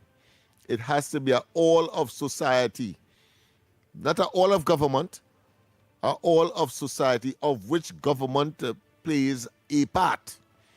But the sustainable addressing of this problem lies with the people within the society, and in particular within those communities that are most affected, whether as perpetrators or whether as victims. I have a question for you. Go ahead. Yeah, but what I'm watching too before my director Snipes asks that question is that at this point in time, while it have a state of emergency, at this point in time, it's like the wild west, and having a state of emergency, knowing that it's the wild west at this point in time, because you see from a businessman to the son home getting attacked, then now you're seeing we one of the supervisors and all get gunned down yesterday, and then you see the soldier get killed, and then they just keep going, it just keep going and going. What do you believe the state should try to do now, or would the SUSO bill back then would have been able to help that, or not necessary? Because we're talking about curving it to the extent where people could we trying to curve it to the extent the detail where whoever decide the so emboldened within the SOE that they could organize still and be so brave in the SOE. So is it that they just don't care? Is it that the state really fail when it comes into crime, and that anybody could die in Trinidad and Tobago? Have we reached that stage where anybody could die anytime and nobody would not be catched? And even if they got a politician, that nobody would not be catched or however it go, because it really and truly very worrying at this point in time. So I just throwing out that aspect of this whole set of dead that going on in the country at this point in time. You have Director Snipes, you could go ahead. I was about to ask Lennox or anyone that is locked on right now, is it possible for the government to put certain bills on the back seat and bring forward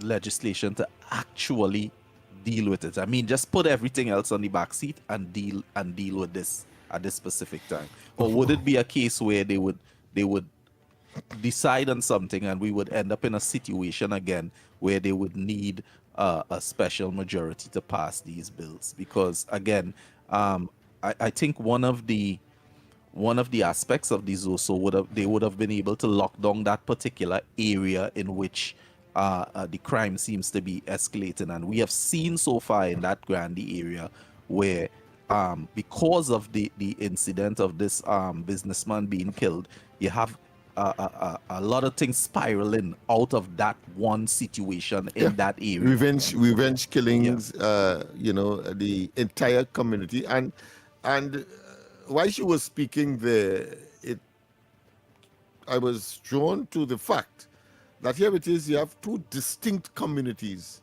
but are traumatized. Penal on the one hand, with those 3 young people being killed, and then Sangre Grande, miles apart. And it suggests that the thing is almost universal. The thing is almost ubiquitous, almost, where anywhere you go, and Andy raised a very valid question, and that is whether or not it is so ingrained, is so prolific that anybody could lose their life at any time for one reason or another, simply because of the frequency of these kinds of acts. Well, we are looking for a solution. And of course, you mentioned the ZOSO. I am of the firm view, and I extrapolated and elaborated last night on the corridor that I am satisfied that the non-presence of ZOSO certainly would have taken away an opportunity for the first time where those elements that, in spite of the trauma, in spite of the challenges, in spite of the presence of the negative elements, criminals, gangs, borderline issues, people intent on engaging, in spite of all of that, there are people there who are prepared to risk life and limb. And I put myself in that category as well, because I could have been the victim in the first murder for 2026, right at the corner of George and Duke Street, because if the weapon that done something as I might have been not targeted, but let's take this find call. myself not here. But let's go to the lines. President, good morning. We're trying to generate solutions, people. Good morning. Morning, Andy. Morning, Lennox. Morning, Snipe. Yes, good morning. Now we talk about these Zoso, right? Yes. And we talk about they would have been able to lock down the community, but we under SOE, which is higher, which would have been higher than the Zoso. So what is stopping the security team from locking down the area? Let me say Sandy Grandy, which we see in killings. What is stopping them from going into Grandy the same way if they had Zoso, from locking down the community, finding out what's going on with these fellas and them up there? What is the problem? What is the cause? It don't have no difference really, They could do the same thing. Is it that at this stage they don't have the information, so the detectives are weak in performing their duties? Well, like I'm saying, because if the Zoso now, we say could lock down our community. Remember, our detection rate is very low and have been so for many years. Whether it's high or low, the detection rate is at its lowest point. Right?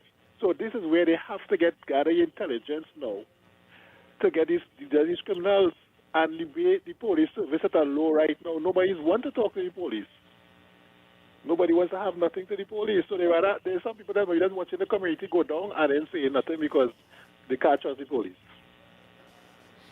Mm-hmm. So I don't know what kind of solution they could come up with. They could say, all right, we're setting up people, let me have jobs in Sandy Grandy, let me have jobs in these places, but I don't think that would stop it because the criminals really don't want to work. No, they don't. They don't want. So you can set up how much jobs if you want and say, we open up this program, that program, the criminals not going. Because that is their job. They could be a criminal selling wares and making their money outside, because when you go for a job, you're working for 200 a day. When you're a criminal, it's thousands a day. So they ain't going to change.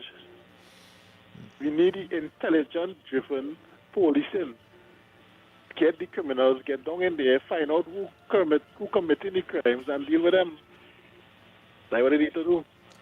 Thank you. All right, gentlemen. Thank you very much. Let's go again.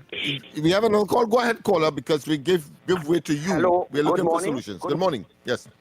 I have a feedback. Mm-hmm. Now, you said you want solution-driven solution point. Yeah, what is here, what is existential, appear not to be effective as we would like. Right. So let me come up with this solution.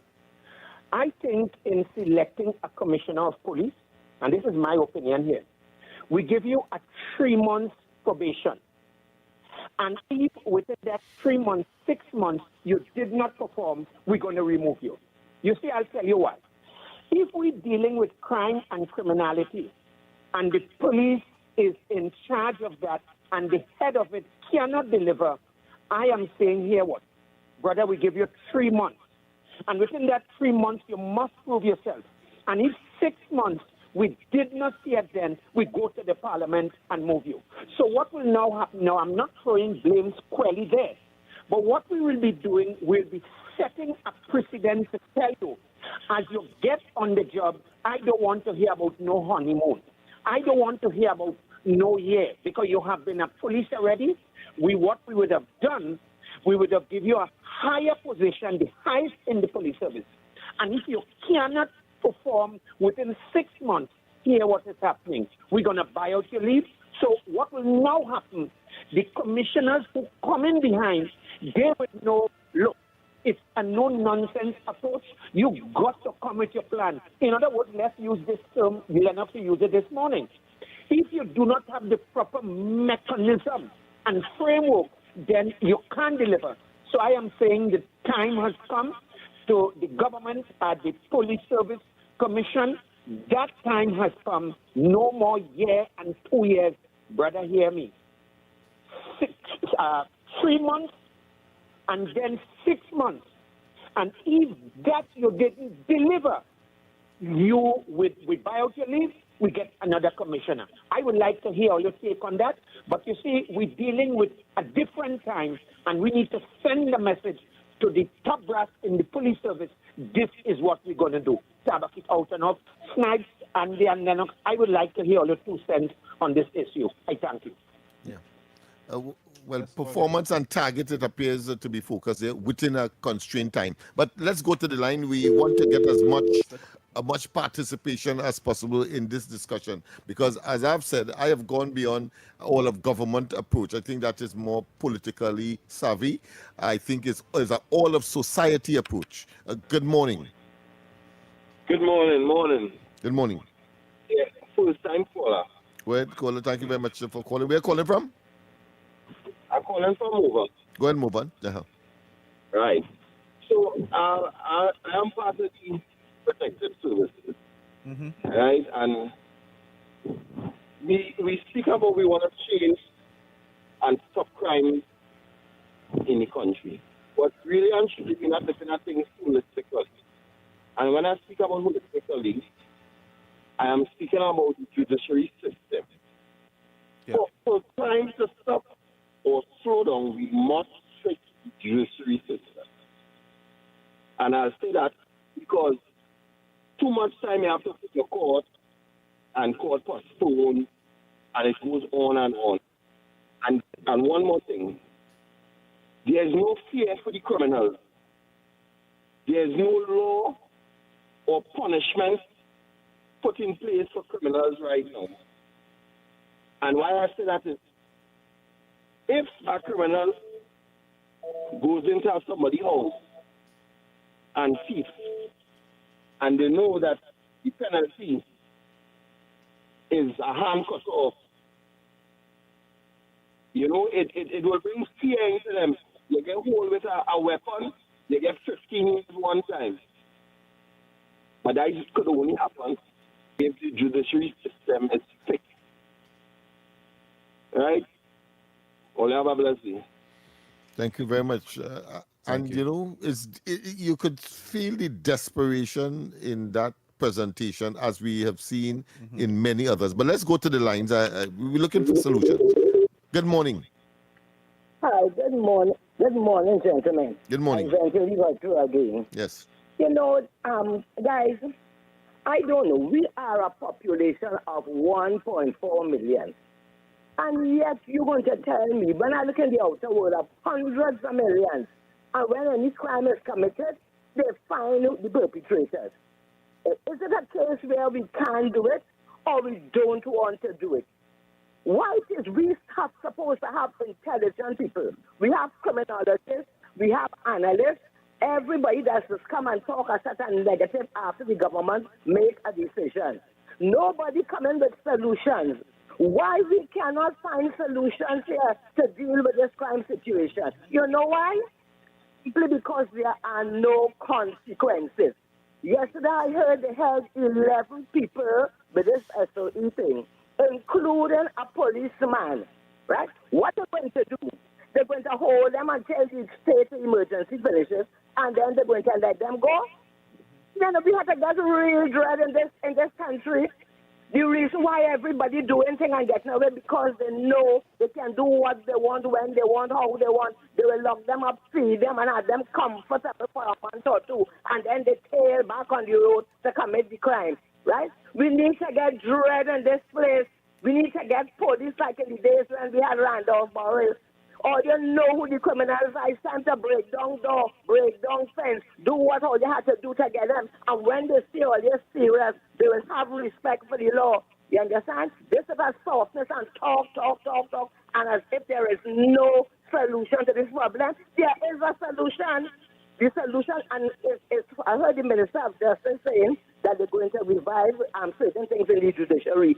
Do that. When you hold them Monday, by the next week they should be in court, and by the next week they should be in jail, because all of them who committing the crime, they don't want to be in jail, you know. That's not, we never ban a helpless, illiterate people. We have judges, we have magistrates, we have everybody. We have police. Why it is crime situation cannot be under control. You know why? Because they're not seen on the television. We hold John Monday, he going to jail for 20 years. We hold this one, we hanging them. That is the problem. No consequences. And let me go on before I go. Look at Floyd when he killed the man. Then they killed Floyd in New York. A year after the case was called, and the police in jail for life. You hear anybody here ever charge? A charge? You hear anybody here ever get locked up? They're holding them. They're getting them bail. And then next week they back out. And not one from them government ministers back down making a jail. Hey, we have to get serious in this place. Yeah? And we have to get dread. You hear? Blessings, gentlemen. Oh, you're doing a good program. You hear? We have to get real serious in this place now. Blessings. Thank you very much for that contribution. We have another call because what we are getting, Snipes, is a level of desperation and intolerance. You think the observation that there's no consequence and the observation that the detection rate is low is desperate? Because of the solutions that are being preferred. Take them now, shoot them down, etc., etc. That is what I. You mean that old policing style? Yeah, that has produced, in spite of that, in the past, because that is history. Mm-hmm. But listen, we still grappling with the same problem today. Mm-hmm. So therefore, one can say that didn't work either. One can say that the 9 persons that were hanged, suspending, of course, all of Trinidad and Tobago's commitment to international conventions was suspended when Ramesh Lawrence Moraj was Attorney General.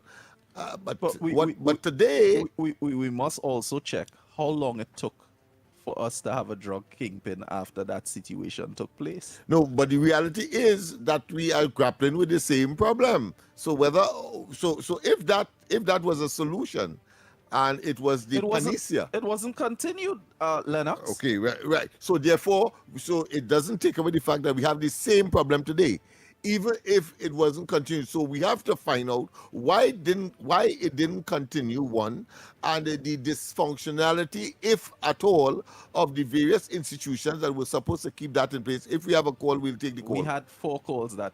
Oh gosh, no. We cannot take up the discussion. I want to get the solutions from the callers. A pleasant good morning. Welcome to the Ground Report. Good morning to the Ground Report. I've noticed I ain't hearing Andy, but I'm hearing you. Andy's right here. He's right here in the background. Yeah, he's right here. Just doing something that none of us saying certain things, and the last lady she talked well, but I go add in a little bit. Yeah.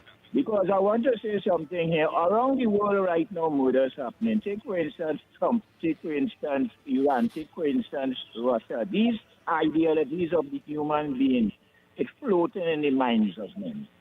And man should live by example. And if the examples is not being led by the top, we have a problem. The lady talked very nice today, and I will always say the same thing she said. If by chance, I could say get the guns out of the hands of the citizens, which is not so easy because, plenty of people having their gun for certain revolutionary matters or whatever situation or what they're going through, or however they're passing their evil onto people. But to get the guns out of the hands of people, added to what the lady said there, I wouldn't go through all what she said because all what she said is very, very, very good. But to get the guns out of the hands of the people, that is one of the necessary facts that's happening by some finance amnesty or whatever. But as long as gun is in people's hands, you would always have to expect that murder in the world will be. So I don't want to carry more because the lady say a lot, but that last piece I now say is an important part that tell me how to do that. If we don't have some sort of way to do that, to get the guns out of people, because the ignorance is in the minds of men. So all of that is like a the solution is to get the guns out of the hands of men, and according to the Bible, put the guns into plowshed. I don't know how we're doing that. If the scripture says so and we're not doing it, and we're looking for crime to done, we in a problem. So what you can Is this president? Yes, Elijah? brother. It's very nice to hear your voice, my friend. Yeah, that's right. But here, what does go on? They have been taking so much of the WhatsApp note that and you can't get in. And I like to talk. I like to talk, debate everything. Okay, but we will that's try. Oh God, but you can't talk more than the pit bull too. Okola, you can't talk more than the pit bull too, Paula. But your contribution was great. Snipes' contribution was great. Right? At the end of the day, even if it is you have to get the guns, it still boils down. You can get how much guns, how much you want. So long as we don't have detection, so long as these brothers and them that killing people don't get whole, and they know they're not getting whole, day by day, every day, they're getting more and more emboldened, till they will get brave enough to start to take down politicians. We need to nip this in the bud. This thing very serious. All right, we have another call. We have some voice because notes. I'm formulating a particular perspective that I don't want to in any way infringe the callers and to render them second place in this process, because it is an all of society approach in my view, and therefore all will have to make their contribution one. And the institutions that are supposed to be functioning to treat with this directly must also be dealt with to make sure that the efficiency that is required comes to the fore. But I want to address it in that particular. We have a call? Let's take two voice notes. All right, let's take two voice notes. Good morning to the panel. Good morning. Voice note.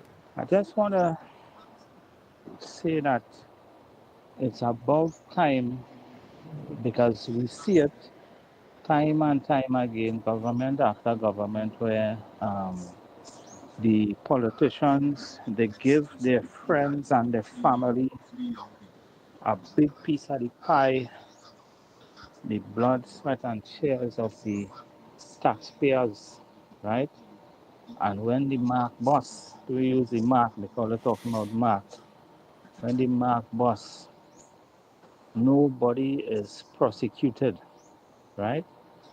They put inquiry, launch inquiry, and spend millions behind that.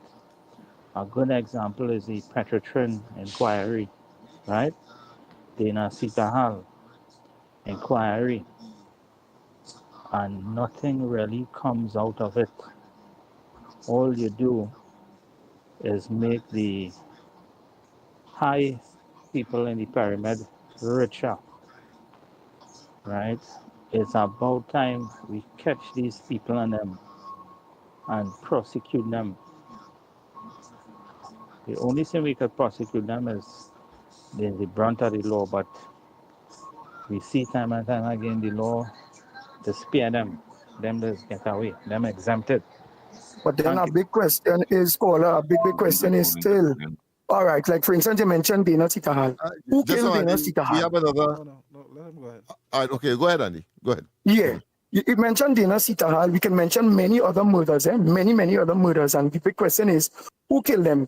Did anybody got thing for their murder and all them things? We need to know. You really need to know. And so long as they ain't catching people, it will continue going on. Again, detection is the problem. All right.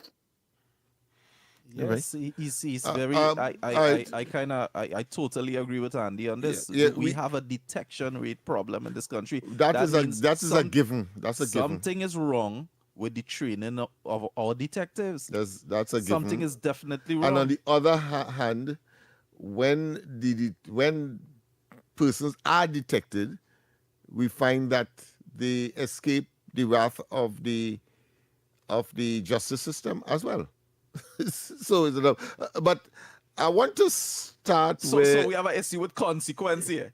No, it's an issue of institutions. That's the point. That's where I'm going. But it started with Mr. Tabakit when he talked about the solution with respect to the commissioner of police. Yeah, and that the commissioner of police should be given his task, his portfolio must be task-oriented, it must be time-specific, and it must be evaluated based on the task that is supposed to be accomplished within a particular time in order for his validity to be recognized, and the basis for which he must continue in office. I like that, because you see, the same has to be applied to all of the other institutions, not just the police. The judiciary must be able as well to exercise expeditious justice. When there is even though we have a 5% detection, but those who are detected must not remain in the system 10 and 15 years before they meet justice. The ground seems to believe that it falls on the head of the police commissioner, and that is not true. When the police do their job and they bring someone to the forefront, we have lawyers and we have a system that is set up to make sure that we follow through on what has to be done. No, I'll come into that. Yeah. I'll come into that. That has not, not escaped me. The police commissioner in this country, in this Trinidad and Tobago, has been getting licks since the beginning of time over his back.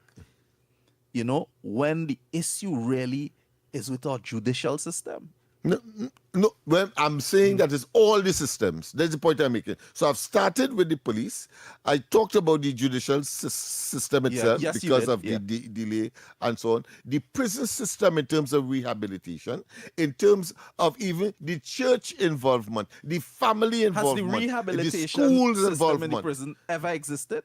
That's the point I'm making. Ever exist in this country? It appears that what we are talking about is dysfunctional institutions, what the sociologists call of institution of social intervention, social change, those that are responsible for the individual, to nurture the individual and to make the person the right, proper, and law-abiding citizens that he ought to be.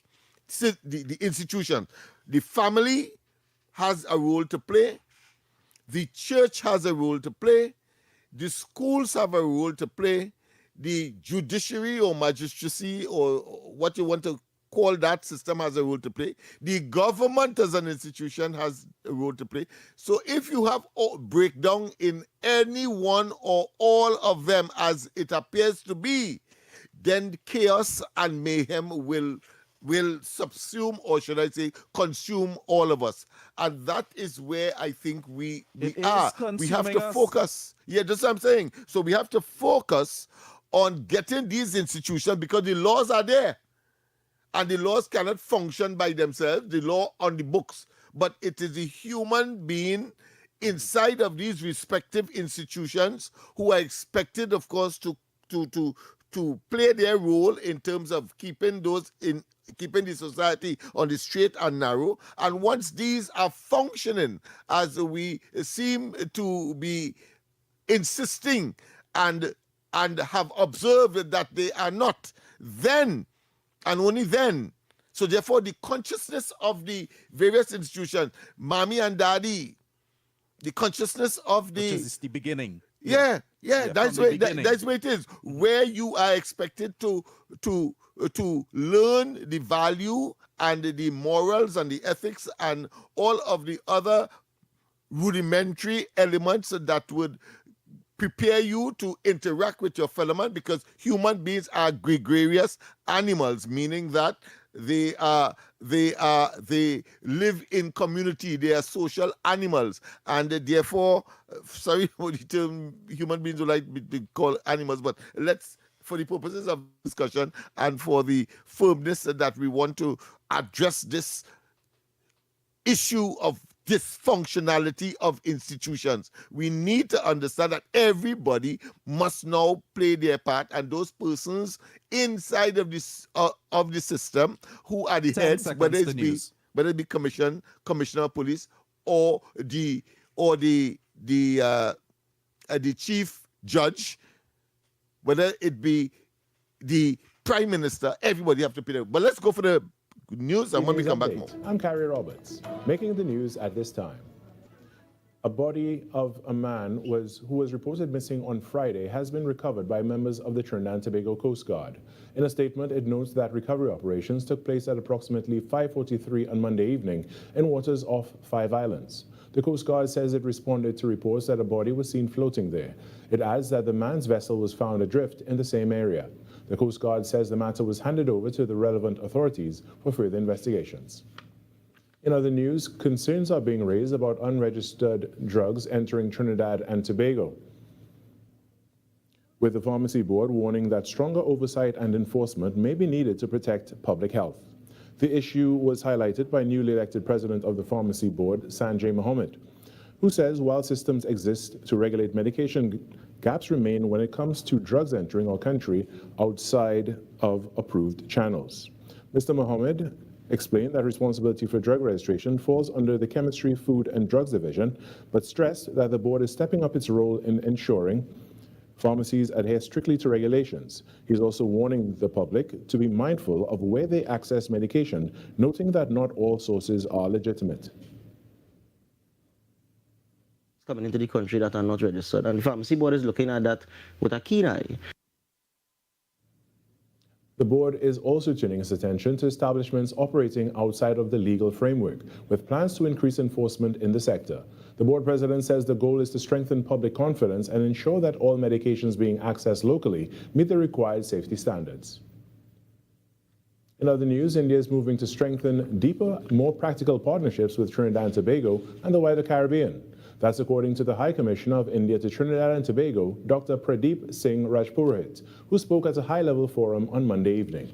The event was hosted by the University of the West Indies St. Augustine campus in collaboration with the High Commission of India and examined how recent diplomatic engagements can translate into stronger cooperation in trade, education, technology, and development.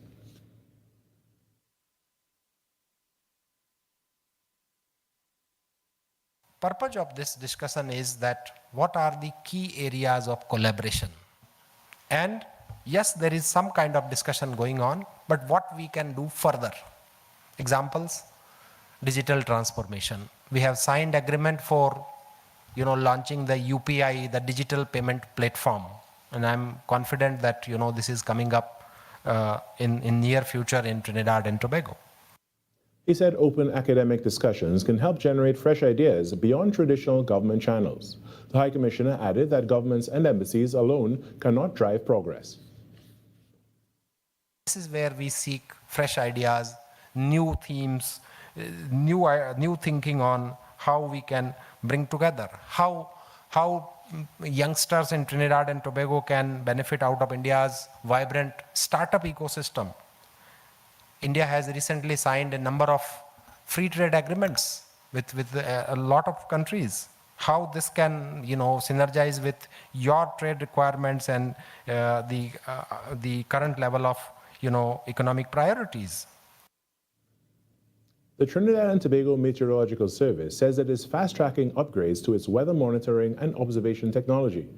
Acting Director Shakir Beg provided the update on Monday as the agency marked World Meteorological Day 2026, underscoring the vital importance of reliable weather observations in delivering accurate forecasts and timely early warnings to the public. Every observation that we make, whether from the surface observations or from what you would have seen with respect to the release of the weather balloon, it observes the upper atmosphere, whether it's from the weather radars, the satellite, they all represent a vital piece of the puzzle in understanding our dynamic atmosphere. To strengthen that capability, Mr. Beg said the Met Service is upgrading its infrastructure and investing in more advanced technology to better monitor increasingly unpredictable weather patterns. We are actively pursuing, with full support of our Parliamentary Secretary and our ministers, and indeed the Government of the Republic of Trinidad and Tobago, the installation of an X-band weather radar system to enhance our ability to observe high-resolution short-range monitoring, particularly in intense rainfall events. In some sport now, PowerGen is the Trinidad and Tobago Cricket Board's 30-over champions after a commanding 59-run victory over Victoria United at the Brian Lara Cricket Academy on Sunday. Winning the toss and choosing to field first, a decision that Victoria United would come to regret, Jeremy Solozano anchored the PowerGen innings with a brilliant 75 runs off just 63 deliveries, striking 4 fours and 3 sixes, as PowerGen posted 224 for 9 in their 30 overs. Bowling for Victoria, Chadion Raymond took 3 for 43. In reply, Victoria United were never in the hunt. Uthman Mohammed was the pick of the bowlers with 4 for 36 off 5 overs, including a maiden, as Victoria were bowled out for 165 in under 28 overs. Eton Bal was their top scorer with 40. Victoria's Chadion Raymond took the Best Fielder award, and PowerGen's Jeremy Solozano was named Man of the Match. At the presentation, TTCB President Azim Basarath handed runners-up Victoria United their trophy and a check for $25,000 before presenting PowerGen with the championship trophy and $45,000. And that was your TTT News Update. I'm Carrie Roberts. From the entire team here to yours, have a great day. Your news, anytime, anywhere. TTT News brings you the facts that matter most, on air and online. More ways to stay informed. TTT News covers the stories that matter. Join us nightly at 7. TTT News, committed, accurate, relevant.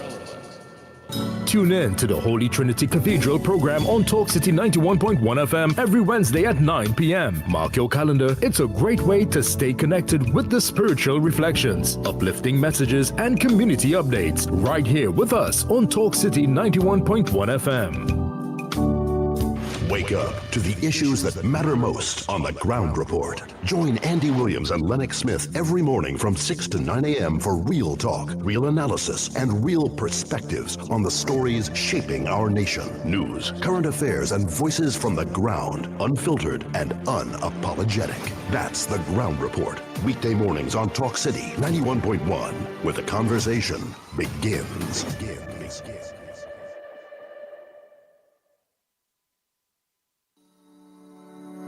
Trinidad and Tobago stands proudly as a partner in safeguarding the health of our communities and the wider Caribbean.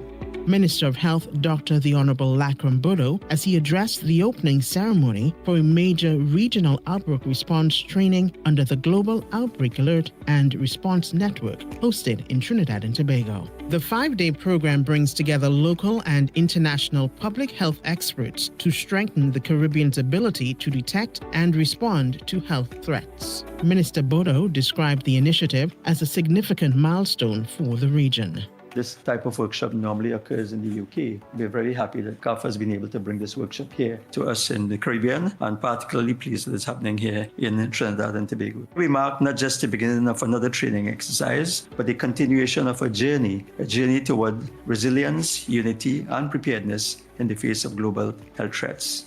A key outcome of the initiative is the development of a deployable regional outbreak response workforce capable of responding rapidly and effectively to public health emergencies across the Caribbean. Participants from 7 countries are engaged in a simulated outbreak scenario of unknown origin, designed to mirror the pressures of unpredictability of real-world situations. Minister Bodo signaled a shift towards more action-oriented preparedness. Preparedness must move beyond the planning into practical testing, and this initiative demonstrates our collective resolve. By integrating prevention, preparedness, and response into our national resilience planning, we ensure that our strategies are not only comprehensive and inclusive, but also sustainable, safeguarding public health today while securing the well-being of generations to come. Minister of Health, Dr. The Honorable Lakram Bodo. By strengthening systems, investing in people, and deepening partnerships, the government of the Republic of Trinidad and Tobago is helping to build a safer, more prepared Caribbean, one equipped not only to respond to emerging threats, but to safeguard the health and well-being of future generations. This was a production of the Information Division, Office of the Prime Minister.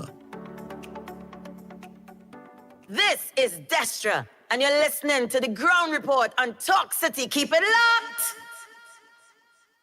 That is what we're talking about. That is what we're talking about. We are back. We are back. We are back. Time check. Yeah, it's approximately 10 minutes. Yeah, it's approximately 10 minutes past the hour, past 8 o'clock. And very interesting, very interesting. I will honestly like to keep on the front burner the whole issue of the crime situation. It bad. You have to wonder who next. Would it be Lennox? Would it be Snipes? Would it be me? Would it be a government minister? Would it be the prime minister? Who next? What we sure about is somebody else is on a hit list next. And what will keep emboldening these people is the fact that nobody is getting whole. No detection, and more. We're not having detection for these murders and them. It will keep getting worse because if a man know he can take a man's life and get away with it, he will continue at it. It is what it is. This is a dire, serious situation now, and I really think the National Security Council should come together and let them see how they could put at ease at this point in time. Because every day so far, people are being gunned down.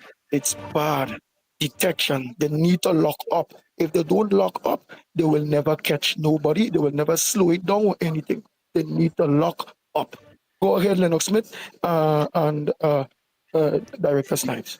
Yes, I cannot overemphasize the need for a revolution, almost a renaissance in terms of looking at what we have as institutions and, of course, generating an attitude or a paradigm that inculcates on the basis of value what is right and what is wrong, what we know to be correct and acceptable behavior by those who are responsible for the execution or the management or the superintending of these various institutions.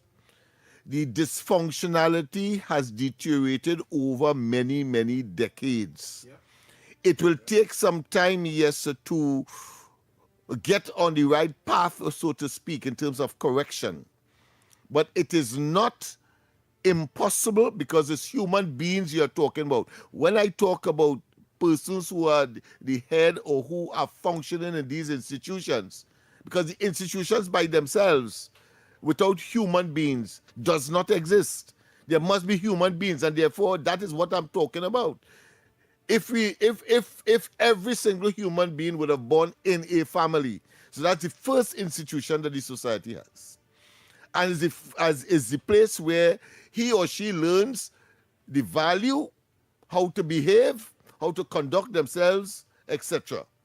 But if that breaks down, and breaking down here is specific people, I am talking here about if mommy and daddy does not direct that offspring to, let's say, make up the bed, for example, using a very simple example, after they would have slept on it, say the prayer or whatever religious doctrine that they would subscribe to, or on a moral basis, do not stretch your hand where it can't reach.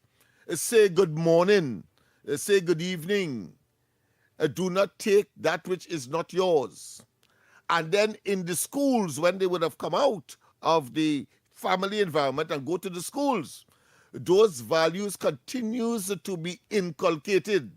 But more importantly, on their way to and from school, leaving the house, the neighborhood itself, and the people who they encounter from time to time demonstrate similar values, similar adherence to these strict principles. We will have less responsibility for the judiciary, the police, etc. But whenever that raises its head and the child veer off the straight and narrow, the police must be there to, of course. Well, let me ask you something, Lennox. and then the prison, and then the judiciary, and we can go on and on. That is what I'm talking about. The dysfunctionality clearly has been not looked at in the way that we ought to. Government come, government go. Go ahead, Andy. Right, but Lennox, my big question to you still is, all we're saying is installing that morals to get back something of it go.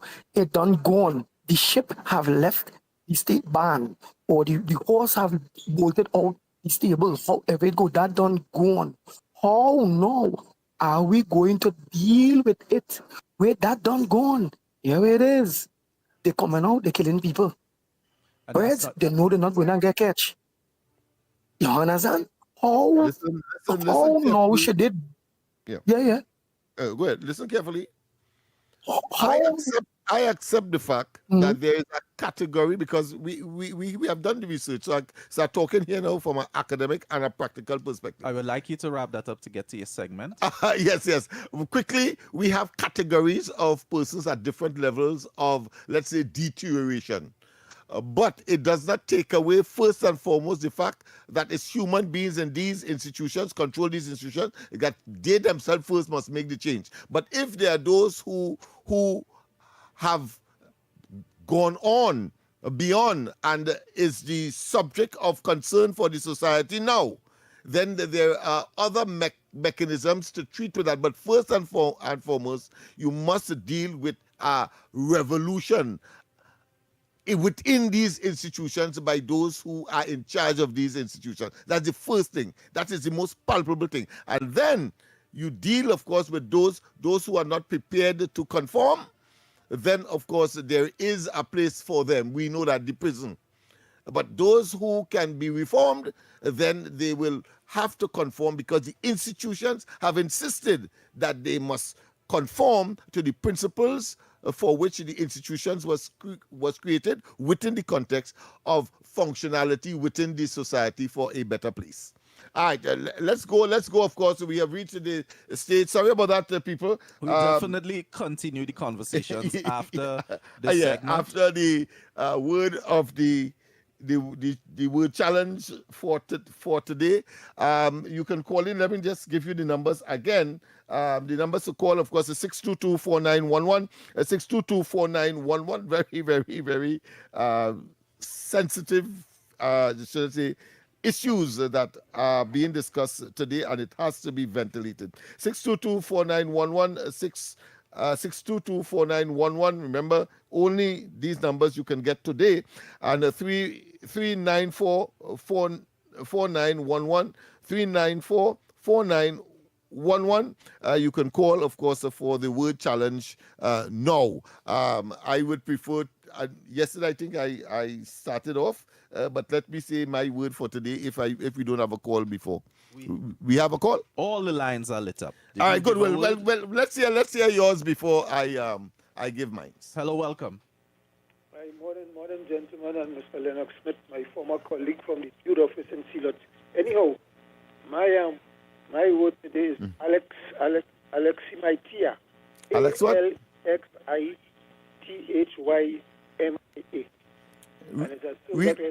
Alexithymia. Alexia? Maitia. Huh? No, repeat it for me. I didn't get it clearly.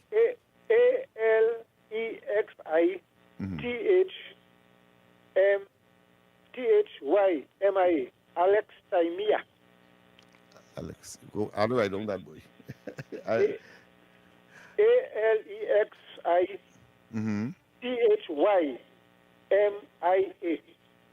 All right. I must say that one is a mystery to me now.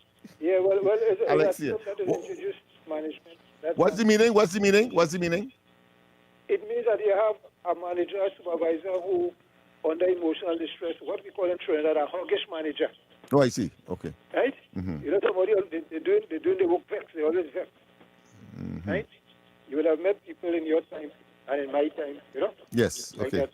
And I must say, I remember you. I worked downstairs in the youth office in Silot. You work upstairs, and you had your work and go into the main entrance. Yeah, they were days, boy. Those were days. Those were good days. Yeah, you had your workman and you always bypassing Sarge.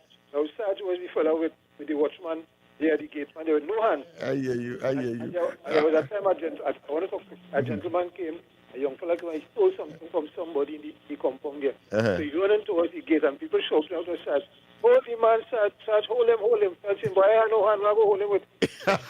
I hear you. Repeat the spelling for me, please. Trying to get it now. No, that.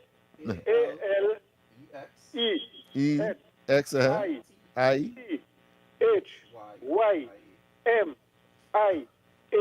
Yeah, Alexia Themia. All right, Alexithymia. Now, I know that word at all.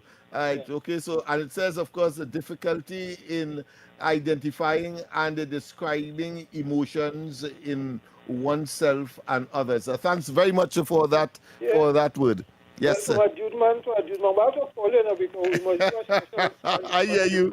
I hear you, yes. Jude had a society, because Jude had a lot of positive impacts, but it had negatives, of course. Yes. Right? And me and you may be the lone survivors from that organization, because who when migrate die? Yeah, okay. Yeah, Thank you, caller. Alexithymia. Your word. Alexithymia. My word, of course, a very, very simple one. It diversify. Right, of course, different parts diversify. You change from time to time. Very, very simple. You hear that word in the diversifying the economy. Well, it means that, of course, putting it into different parts and introducing different things. So diversify, right? So branch, you could call it, of course, branch out. So you give the word and you give the answer. I normally do that. You were supposed to allow for someone to answer. No. I answer theirs, but they don't necessarily have to answer mine. Okay. But if there's another person that has another word, I am prepared, of course, to take now as well. I want to say that get close to your dictionary, whether it be an electronic one, whether it be a hard copy, your Oxford Dictionary, get one. And when this time comes around, because it is about sharing information, is about I don't propose or know everything, and therefore it'd be nice when you challenge me. I can now, of course, learn something, and you would learn something from me. And in that environment, we will begin the process of changing Trinidad and Tobago, because this is what this is all about. The entire conversation today is about how we can prefer or bring forward solutions.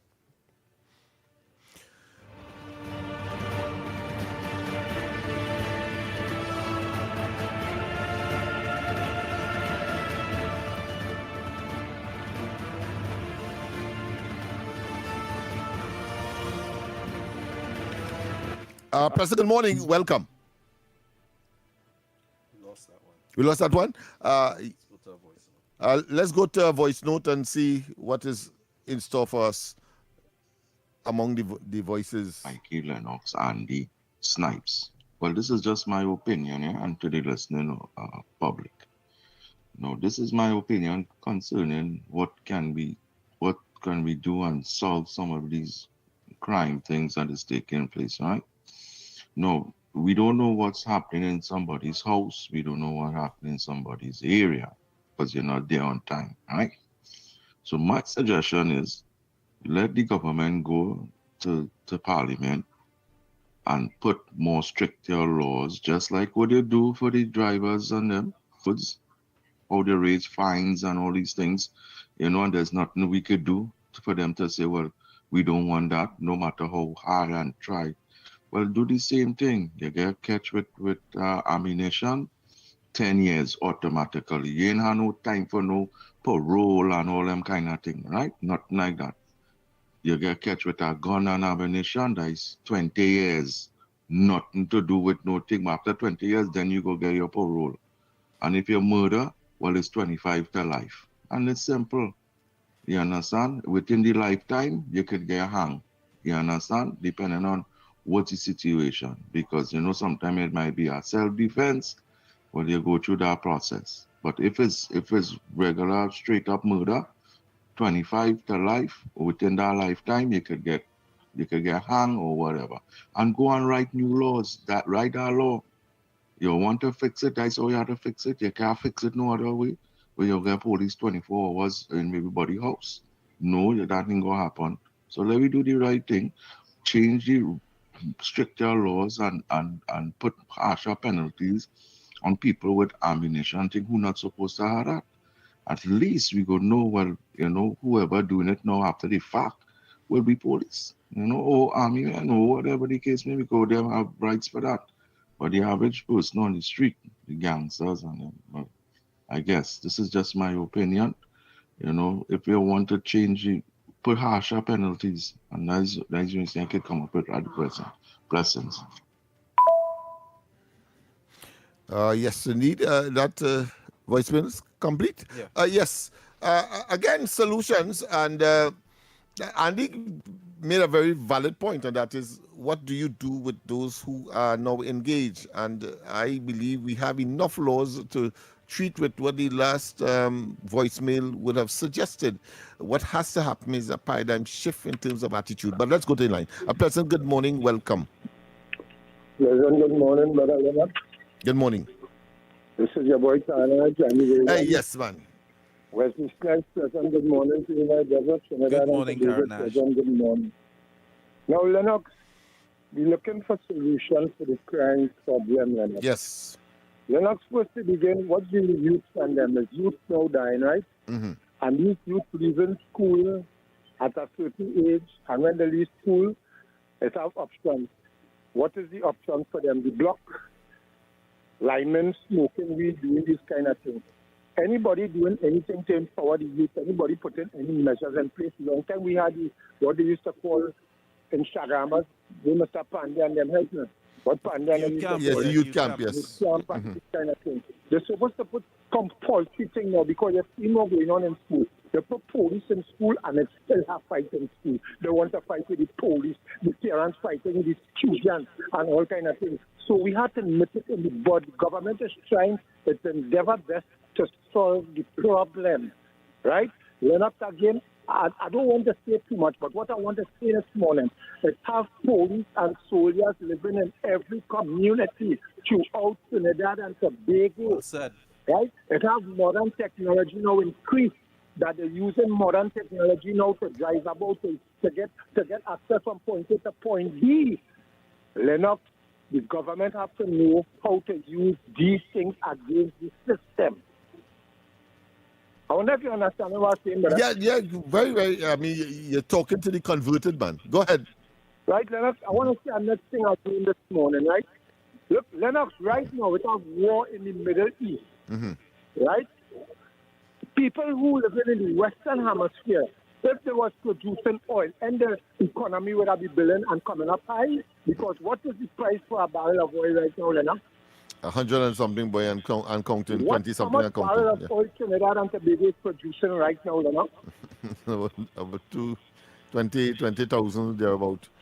Down from 20,000 due to the fact that somebody, the former closed down Petrotrin, right? And now we realize what's taking place in the country. He just coming out to try to, what they just call, mislead people with information. He coming out and asking for, he wants press conference to repeat itself. He called the Honorable Prime Minister all sorts of names already, right? But he knows Trinidad and Tobago, it's time for we to understand who have us in this situation, who have us in this position at present. He closed down Petrotrin, and right now Trinidad economy is supposed to be making a lot of money, right or wrong?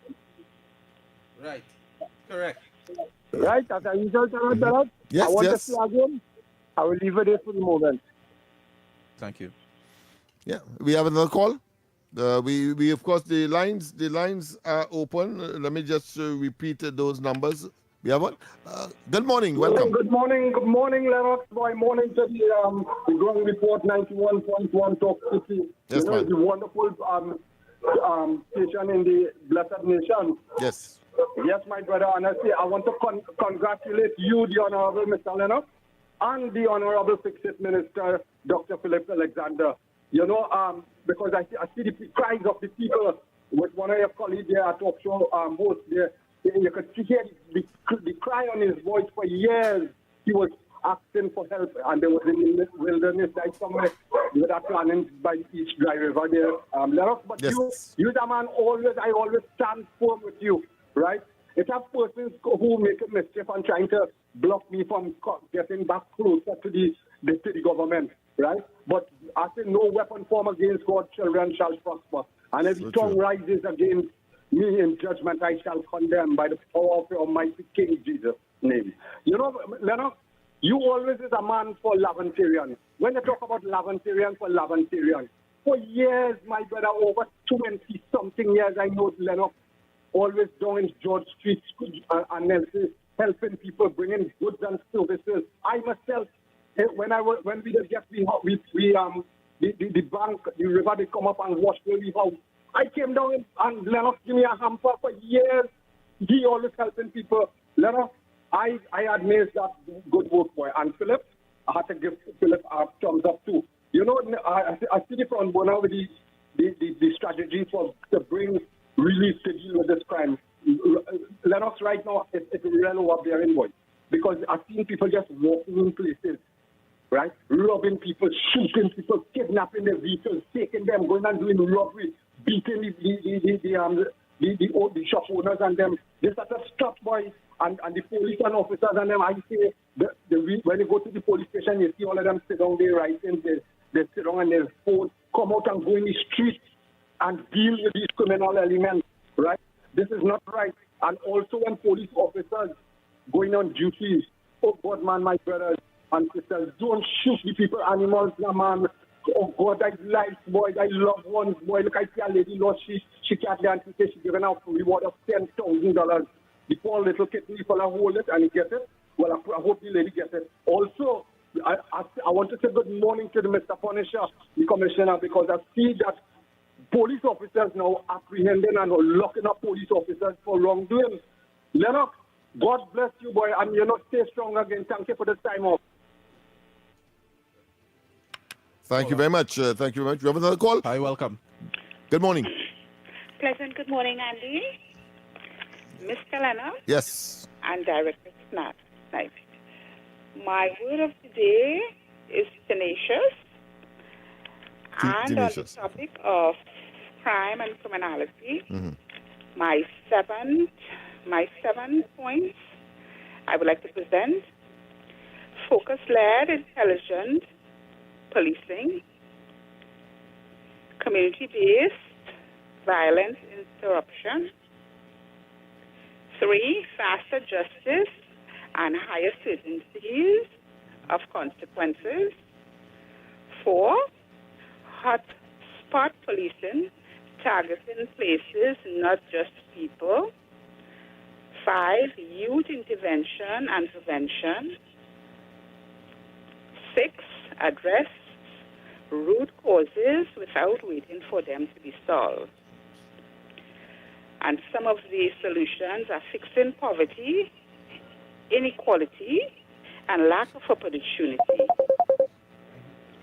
Thank you, gentlemen, and have a blessed day. Wonderful, wonderful. And of course, I'm sure that you were trying to get in a long time. So your tenaciousness will be so much recognized. So much points we could expand on from the points that she gave. We could expand, on the of course, points that she gave. it encapsulates, whilst it may in each one may be broad, but certainly speaks to the general discourse that we are having this morning in terms of solutions. So thank you very much. I want to place Tabakita at the head of the class for planting the seed. He did. That's why I refer back to that presentation. Hi, good morning. Welcome. Profusely. Good morning. Good morning, Lennox. Good morning to you. Morning to Andy Mitten and Mr. Sniper. Andy's here. He's here. He's right here. Yeah, he's in back. Okay, morning to my brothers. Lennox, I mean to say, let me face reality. You remember in your time, my time, we didn't have no, what they call this place in the arcade long time, these game machine and that. Yeah. And then they increased from the game machine with the chopping, the shooting, and the thing. Children used to leave school. Sometimes they didn't go to school and they in the arcade, they on Frederick Street, playing them machine and them. You know right now, we breeding criminals through the internet and the TV. So when we're talking about crime, it will get worse. This is Malcolm X. You know why it will get worse? I had to stop my grandson and take off the TV 1 o'clock. This man, boy, shoot the man, boy, look the man coming from behind the thing. These people playing these games, and all parents in Trinidad and Tobago, all you tell me if I lying. Most of the things now on them game things, it ain't flying kite, it ain't spinning top, you know. It's only shooting, chopping, and killing. So these children from an early age, them praying to get a gun to see how straight they is, and they don't care who is their partner, their brother, their sister they're going up with. Let me look at that and see, because the people who making them thing, Lennox, Snipe, and the Gong report, the people who making them thing in China and Japan, they're not showing it in them country. That is where licking we up here, and the youths and spoiling them. Only have a good day. You know, Lennox, there's another side to that, because growing up, my toys were guns. That's the very thought I had in my mind when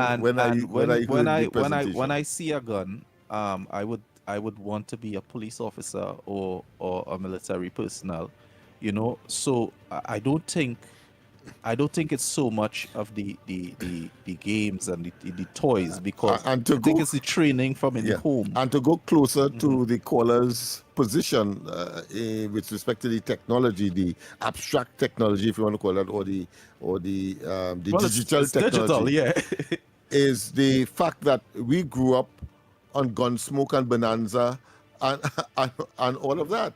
Our games were police and thief. Our games were cowboys and Indians. But yet still, the family institution kept you on the straight and narrow to be discerning that what is fiction as opposed to reality, and the reality is what you are living. But that is fiction, that is entertainment, and it was left where it is and appreciated for where it is. You do go and practice it, even though there would have been elements that would have gone off the straight and narrow, but that would have been, of course, not as regular and not as prolific and not as consistent as it is today. I don't know. It's maybe because these things always existed. Live by example. And maybe the population grew. That are set for them. So that I take your point, my friend, but I want to say that we grew up on violent coming into our homes via the television, the tube, and so on. But we were never influenced to gravitate to conduct ourselves in the society in the way that we are seeing it. Too regular, too liberal, too common, not to be concerned, and that is why we are concerned today. We of course can take another call. We have a call there, or we have to go for a break, whichever. We have to go for the break. All right, we go for the break, and when we come back more, it's getting hot in here because we're looking for solutions, people, and we will, I'm sure, give to the decision makers, those who will have to implement ideas so as to conform and respond to what is unfolding in the society today. When we come back, more. Your stories, your communities, your country. TTT News is everywhere, on the ground, across Trinidad and Tobago, and on every smart device. TTT News, nightly at 7. TTT News, committed, accurate, relevant.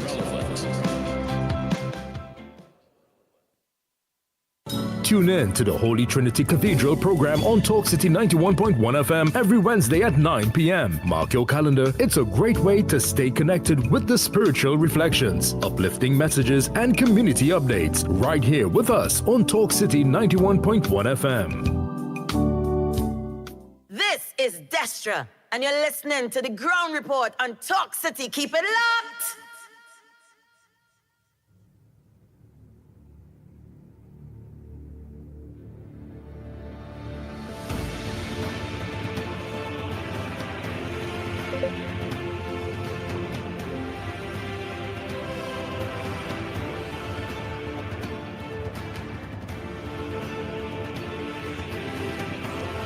Yes, indeed. Of course, we are back. We are back. Time check is this about 20 minutes to the hour of 9 o'clock.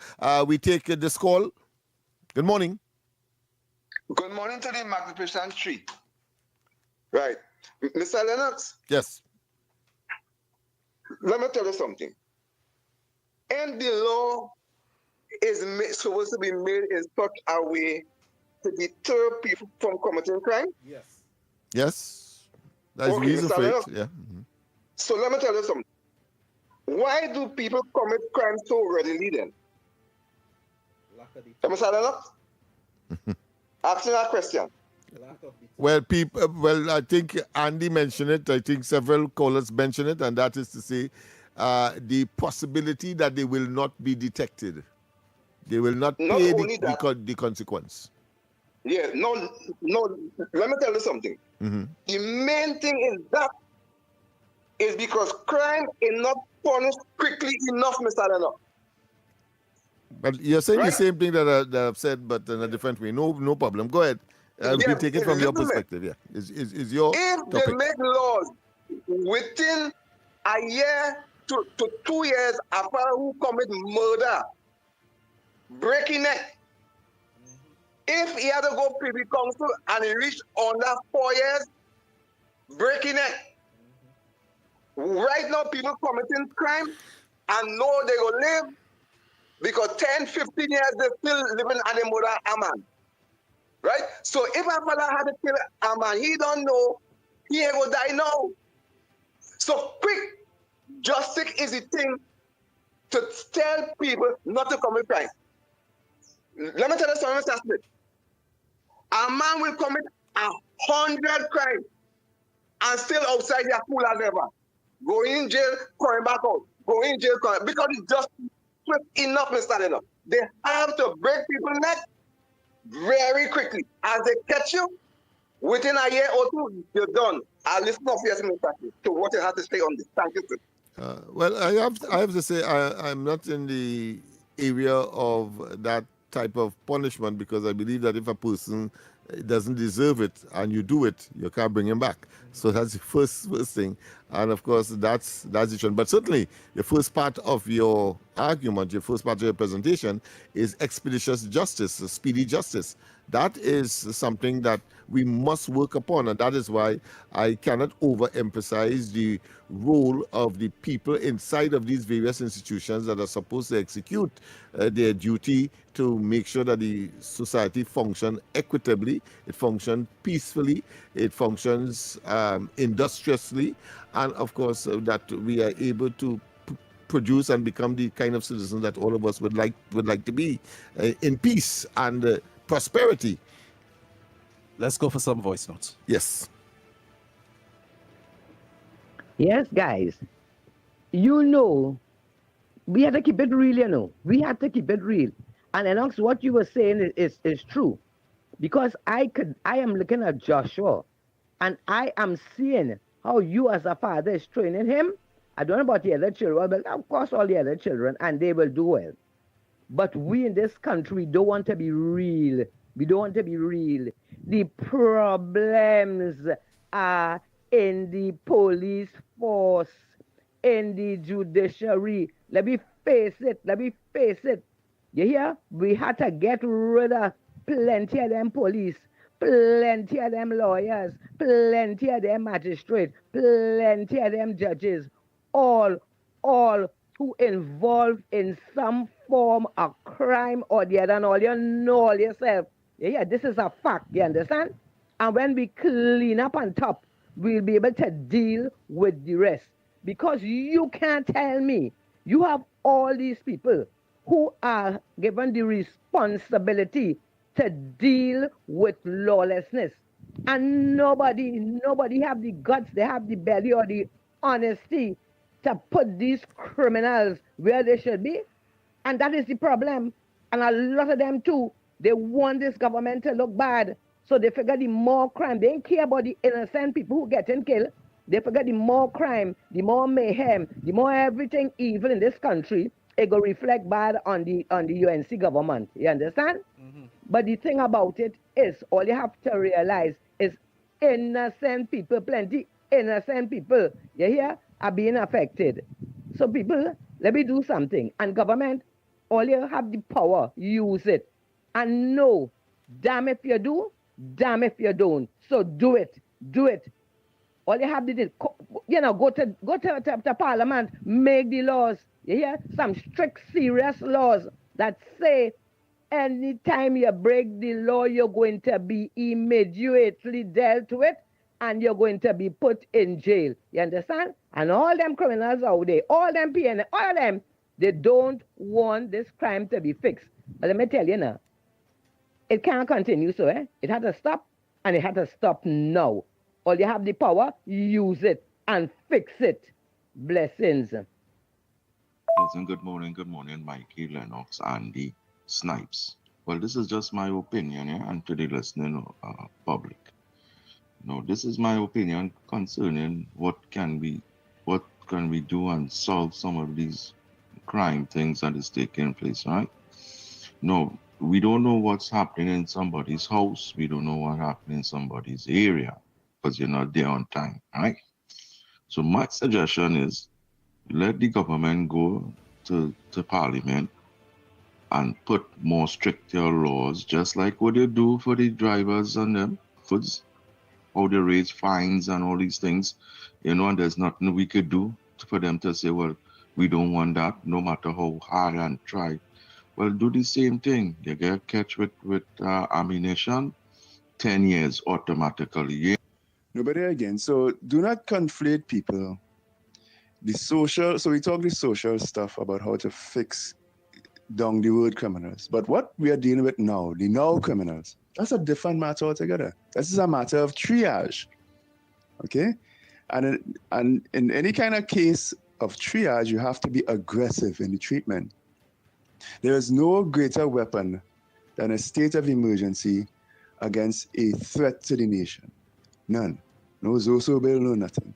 What a state of emergency is a suspension of rights so that the state can engage an internal threat, right, in ways that it normally cannot. Because what criminals do in organized crime, this is organized crime, right, especially along the drug trade, right, they use your rights, the rights that are equal to everybody, to protect them.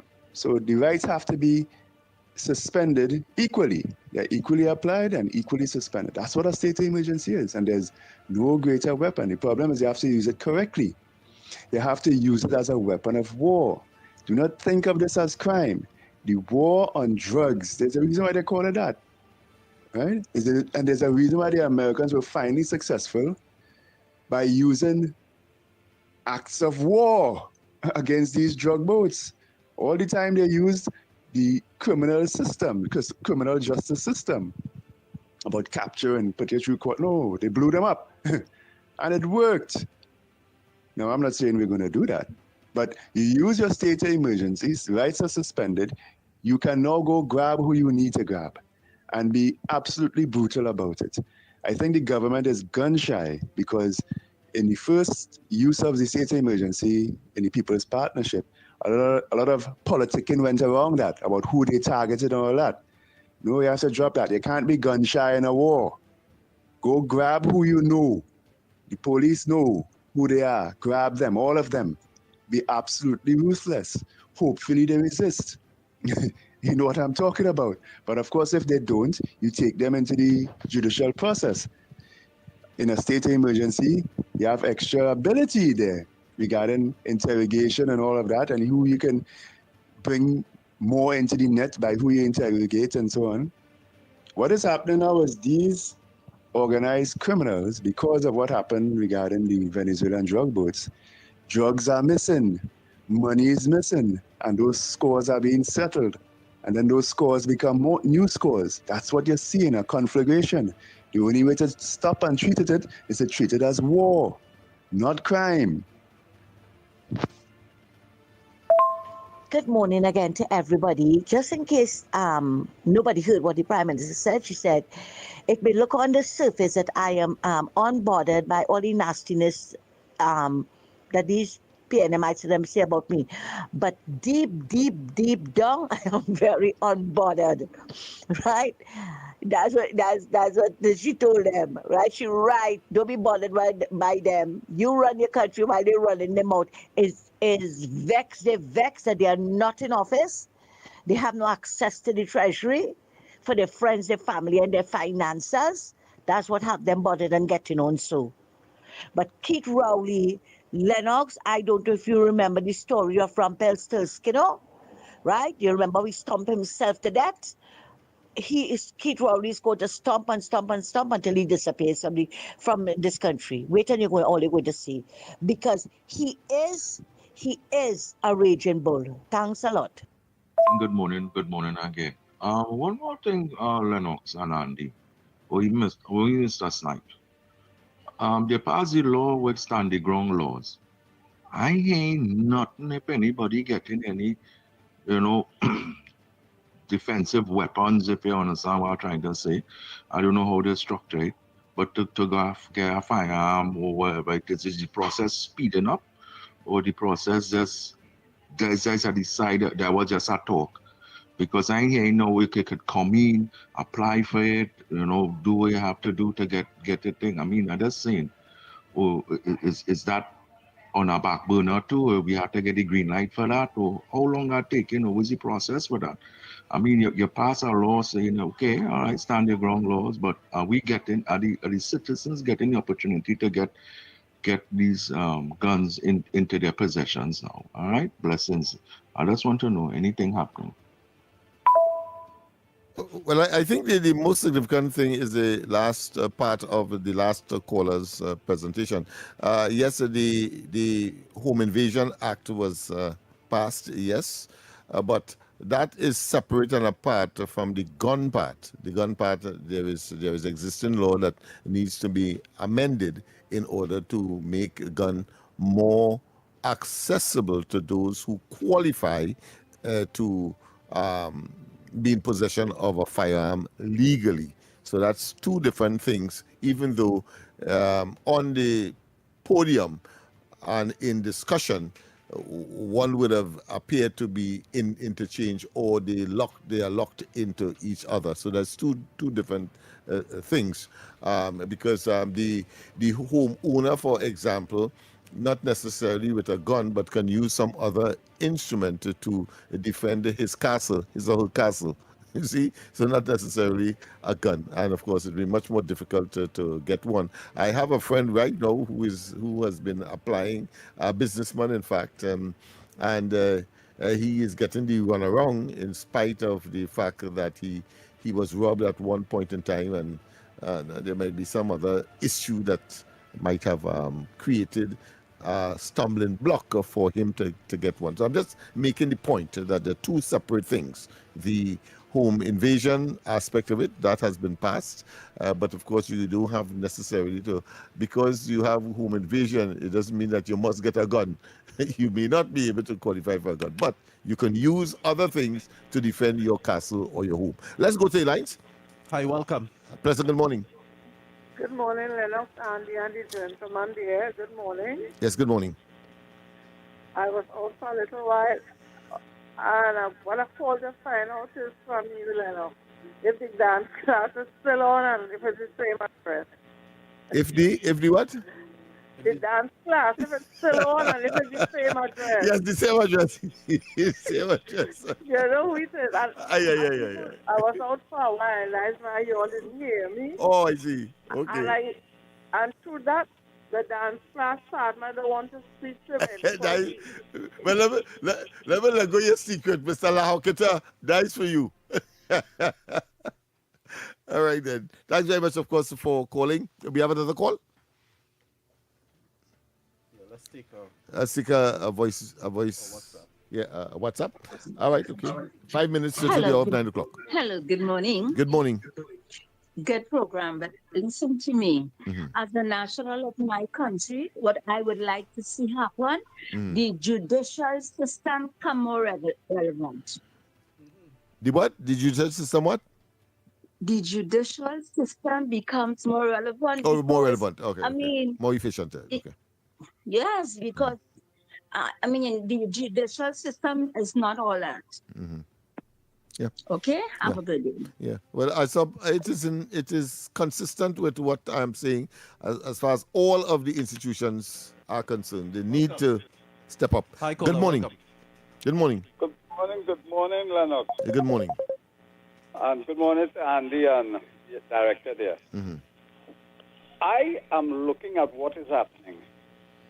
And the surge in criminal activity, gang warfare and homicide has been a cause of two issues. The collapsing of the drug trade from Venezuela into Trinidad, Colombia, etc., by the Americans bombing up those boats. So that is a vacuum there. The recent Gravel King demise, that is also contributing to it. So a vacuum has been created. Reorganization and succession planning is currently happening. I suspect you're going to see a lot of those homicides happening, because if you watch closely, who are the people being targeted? Are these people that are close to the leaders of those various factions? And you have to remember, since the lieutenant or the Don in Lavantil 10 years ago, whose demise was in Sandy Grande, who was the right hand of Patrick Manning in URP, it's something similar to that is happening. And let me go back to why criminals and children are involved in crime. Because I suspect we haven't addressed it adequately. From my vantage, two things have to happen. Laws have to be preventive, and it has to be corrective. We have an issue, and we could probably implement it, the hangman, which will be corrective action, because I'm seeing in Guyana the prosecution for the terrorists, they want the hangman to be involved in that. In Trinidad, we have corrective action laws, jail them, etc. But we have had two recent preventive actions, and a number of people haven't understood what the PDOR. Those are prevented detention orders to prevent a crime happening. You don't wait until it's happening. And that is a very, very strong area of crime prevention. The other thing that people haven't seen, you see that moratorium for driving offenses, you give them about 3 weeks to go and get a driver's license, or you give them 4 or 5 days to fix it before you're prosecuted. That is another preventive action. So I believe the government understands it. You can't turn over 10 years of neglect, because they have led us down the road of Haiti, and they are leading us down the road of Cuba, because Cuba using coal to crank up the vehicle now, just as what Port of Spain South say, use coal, breadfruit and pole bus. I'm going to have a nice morning. I hear you, my friend. All right, so I think we have been able to reach a very long way in an inexhaustive topic, because we have not yet touched the role of another member of the society, the business sector, the corporate citizen. They are members as well, and what role they would have to play. We need to understand, and as well, the financial system, the banks and the credit unions and so on, whether or not they should now be looking at the social intervention issues, maybe, for example, just adopting a whole community, for example. Once I'm talking about big business here in general, not the small budding entity, but those who are making substantial profits in the society. All of that are part and parcel of the institutions that needs to be looked at, as we have agreed that there is dysfunctionality with respect to all of those fundamental institutions that are supposed to be institutions of social control. How do you have that individual subscribe to fundamental principles, inculcate it, and act it out as they move towards being right, proper, decent, law-abiding citizens at the end of the day, not gravitating to a life of crime. So I want to say that I am very, very, very pleased as to the volume and the variety of different solutions, but focusing on the fact that as human beings we are dealing with in institutions that includes, of course, the laws of the land, that if they are well executed, we will be able to have a better Trinidad and Tobago. We have come to the end of today's program. I want to tell you, of course, we will be back tomorrow, but more importantly, the corridor transformation is on.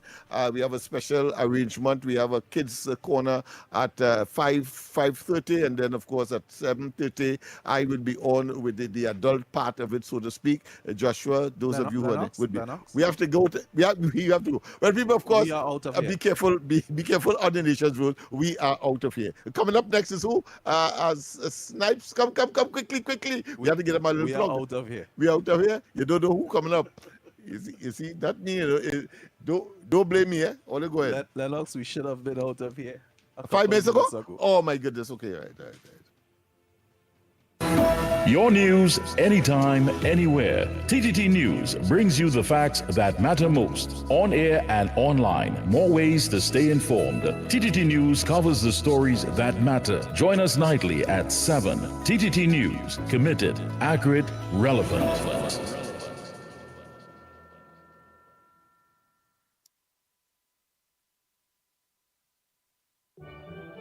The Pitti Valley Diego Martin Cluster presents Panyard Crusade 2026 from March 23rd to March 27th from 6:15 p.m. each night with rosary, praise, and worship, featuring 424 Music Ministry, The Seminarians, Cluster Joint Choir, Valley Harps, Valley Angels, and much more. Live at the Valley Harps Panyard, Moncoco Road, Pitti Valley, opposite St. Anthony's RC Church. Guest speakers: Father Isaac Umaru, Father Steve Ransom, Father Robert Christo, Father Matthew Martinez, and Father Leslie Tankai. The Panyard Crusade 2026.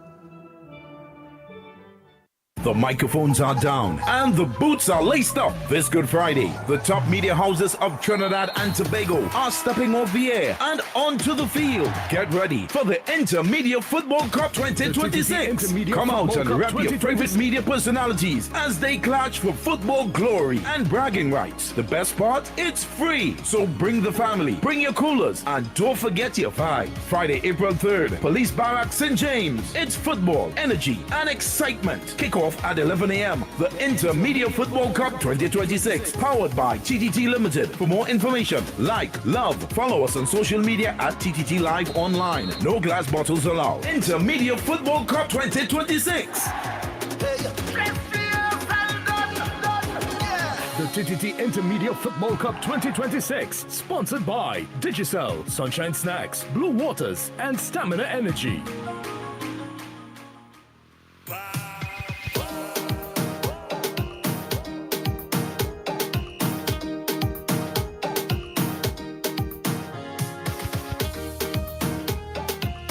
All right, people. So good morning and welcome to Off the Record. We are here and it's our turn. Them fellas went into to time a little bit. But that's nothing. That nothing, Lennox. We could love you that. You're doing some good work. All right, so we will acknowledge the ground report team, of course. Nigel Snipes, Lennox Smith, and Andy Williams. And Mr. X is back in studio here today alongside me, Stefan Reese. It is Off the Record.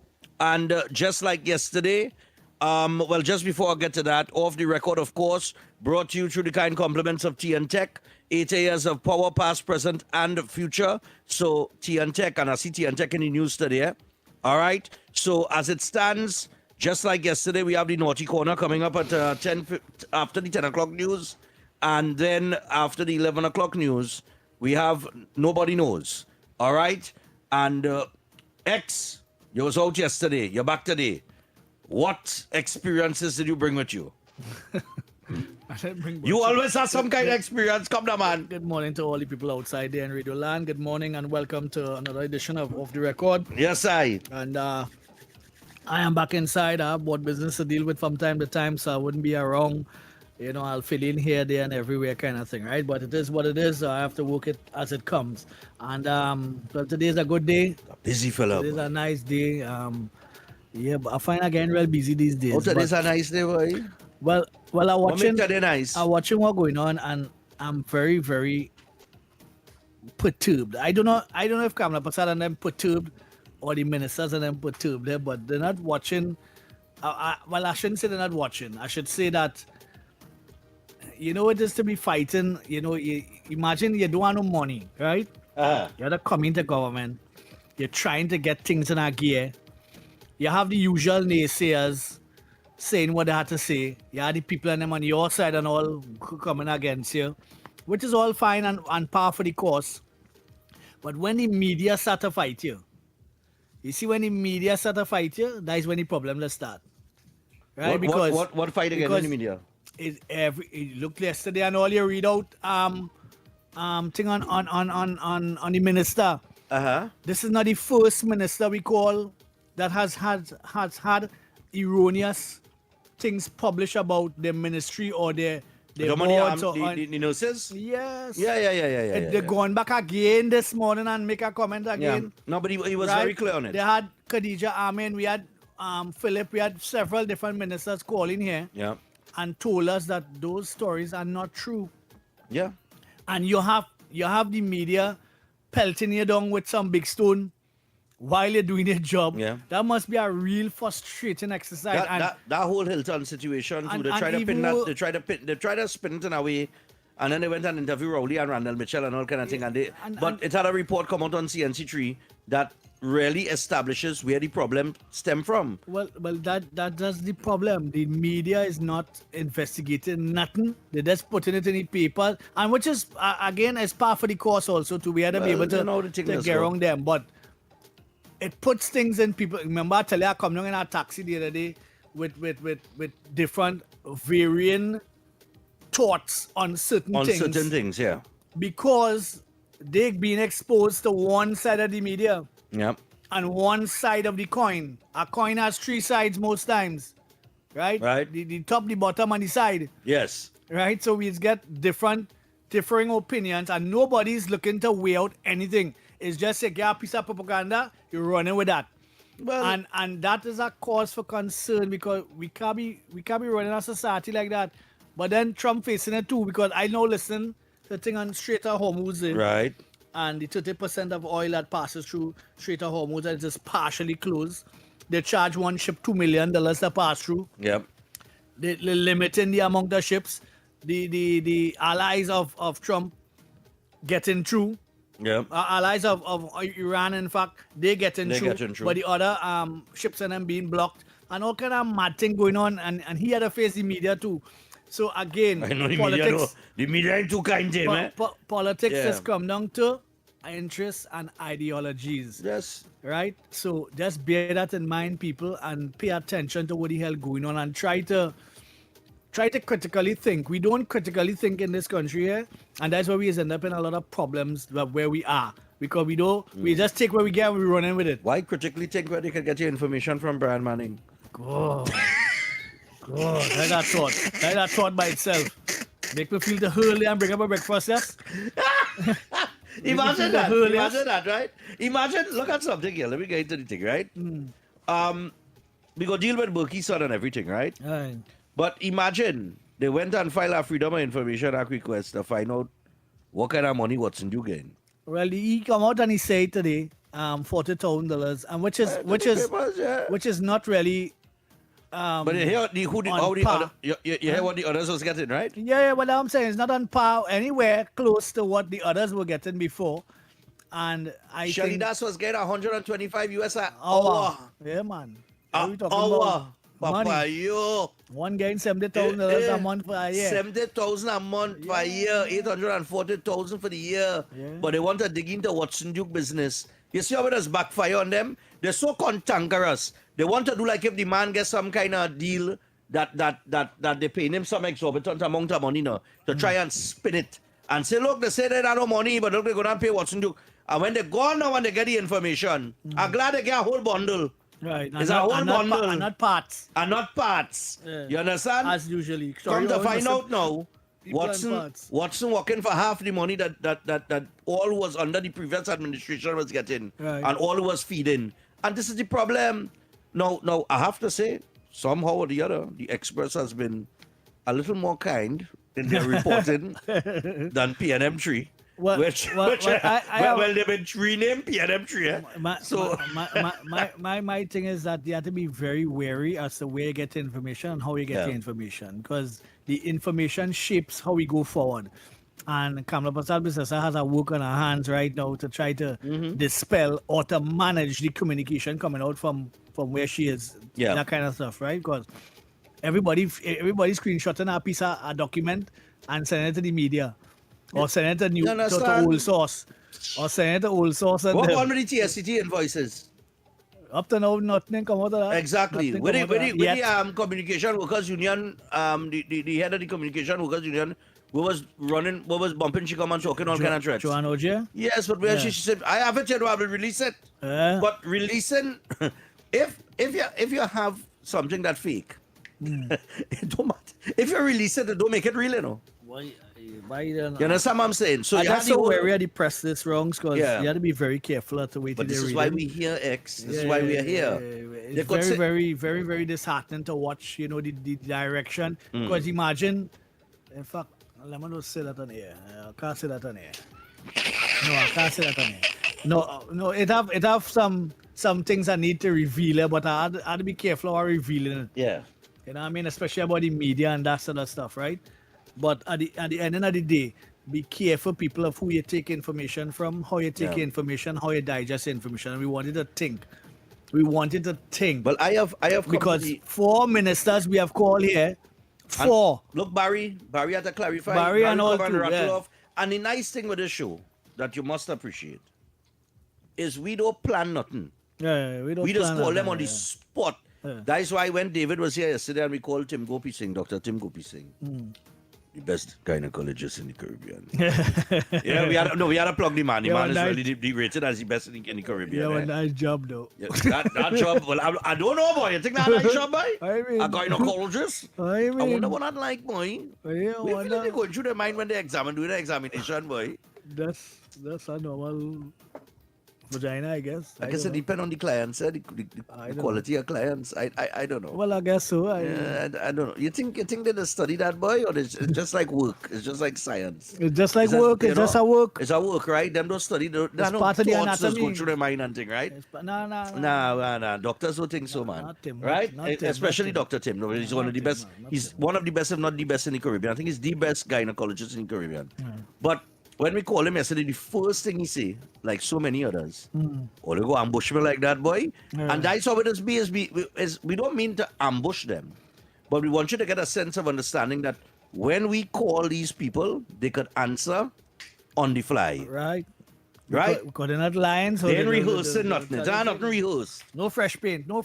Exactly, on the fly. Barry, I ain't lying. Barry really impressed me. The way Barry rattle off everything from the medium, the small solution, the short-term solution, to the medium-term solution, to the long-term solution, all the problems. Understanding the whole problem and how to fix it. Exactly. And I see he was down on the ground in some community. Yeah, I think he was getting out toys. No, dealing with water problem. He went to meet with the residents to find out. Okay. I see Philip Watts going through Mamaral.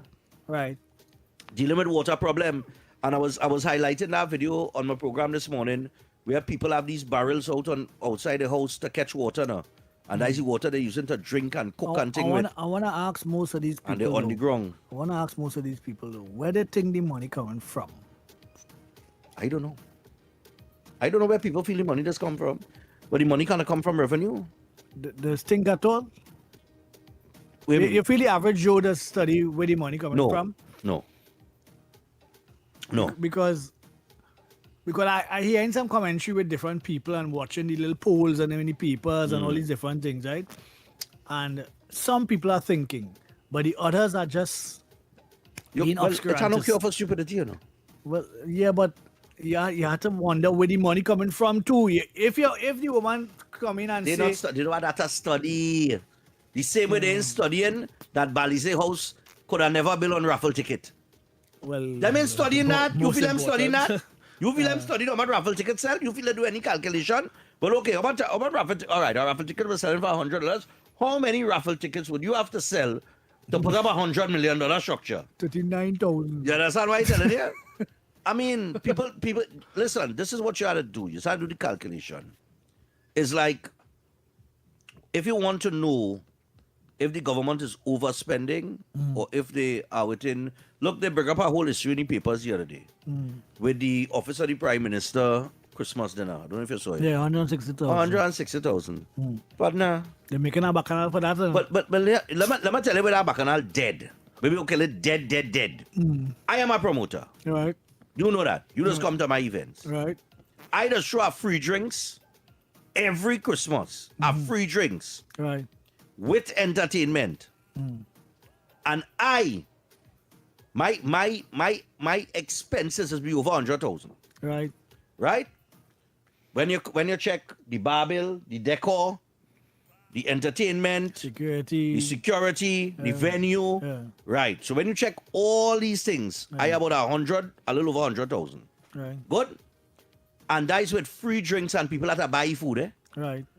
Right. So at the office of the Prime Minister, and I talking about that for 400 and some people. Right. So the office of the Prime Minister have a Christmas dinner. And it comes up to 160,000 and only 4,000 pay. I think they only pay $4,000 out of all the bills. I think they still owe it, right? Right. According to the article. So they didn't pay the bill yet because they didn't have money to pay the bill, right? Right. They say from what they see in terms of the caterers and so on and so forth, the office went with the lowest bids. Right. So they went with the people that charge the least. Yeah, that's what I'm telling you. Right. We talking food. We talking decor. We talking service. Because you must have there is service and security and all these little things, right? Man, 160. If all you could talk about is $160,000 for our OPM Christmas dinner, you have nothing to talk about. Well, I was in that, so. Eh? I wasn't part of that. You was in that? You was in that? You eat shrimps? I wasn't sure them. You eat shrimps? Yeah, shrimps, yeah. Shrimps, eh? Shrimps oh, and God, steak. boy. And steak? Surf and turf? Oh, God. Did you drink champagne too? That's kidding. You had champagne? No champagne. All right, no problem. No, but I'm just saying, if that is all you could talk about, if that is all you could report on, I look at some of the reports in the paper this weekend, and it's like, the media have nothing to talk about. Because some of the conversation just petty. It just, and I am taking the position of the Prime Minister. I love the Prime Minister. Let me tell you why I love the Prime Minister. I want to read you a little thing what she say here. Is this she bothered? Well, she said, it's all she said, eh? She said, she said, it may seem on the surface that I am unbothered when Rowley and the PNM trolls say these nasty things about me. But the truth is that deep down inside, I am very, very, very unbothered.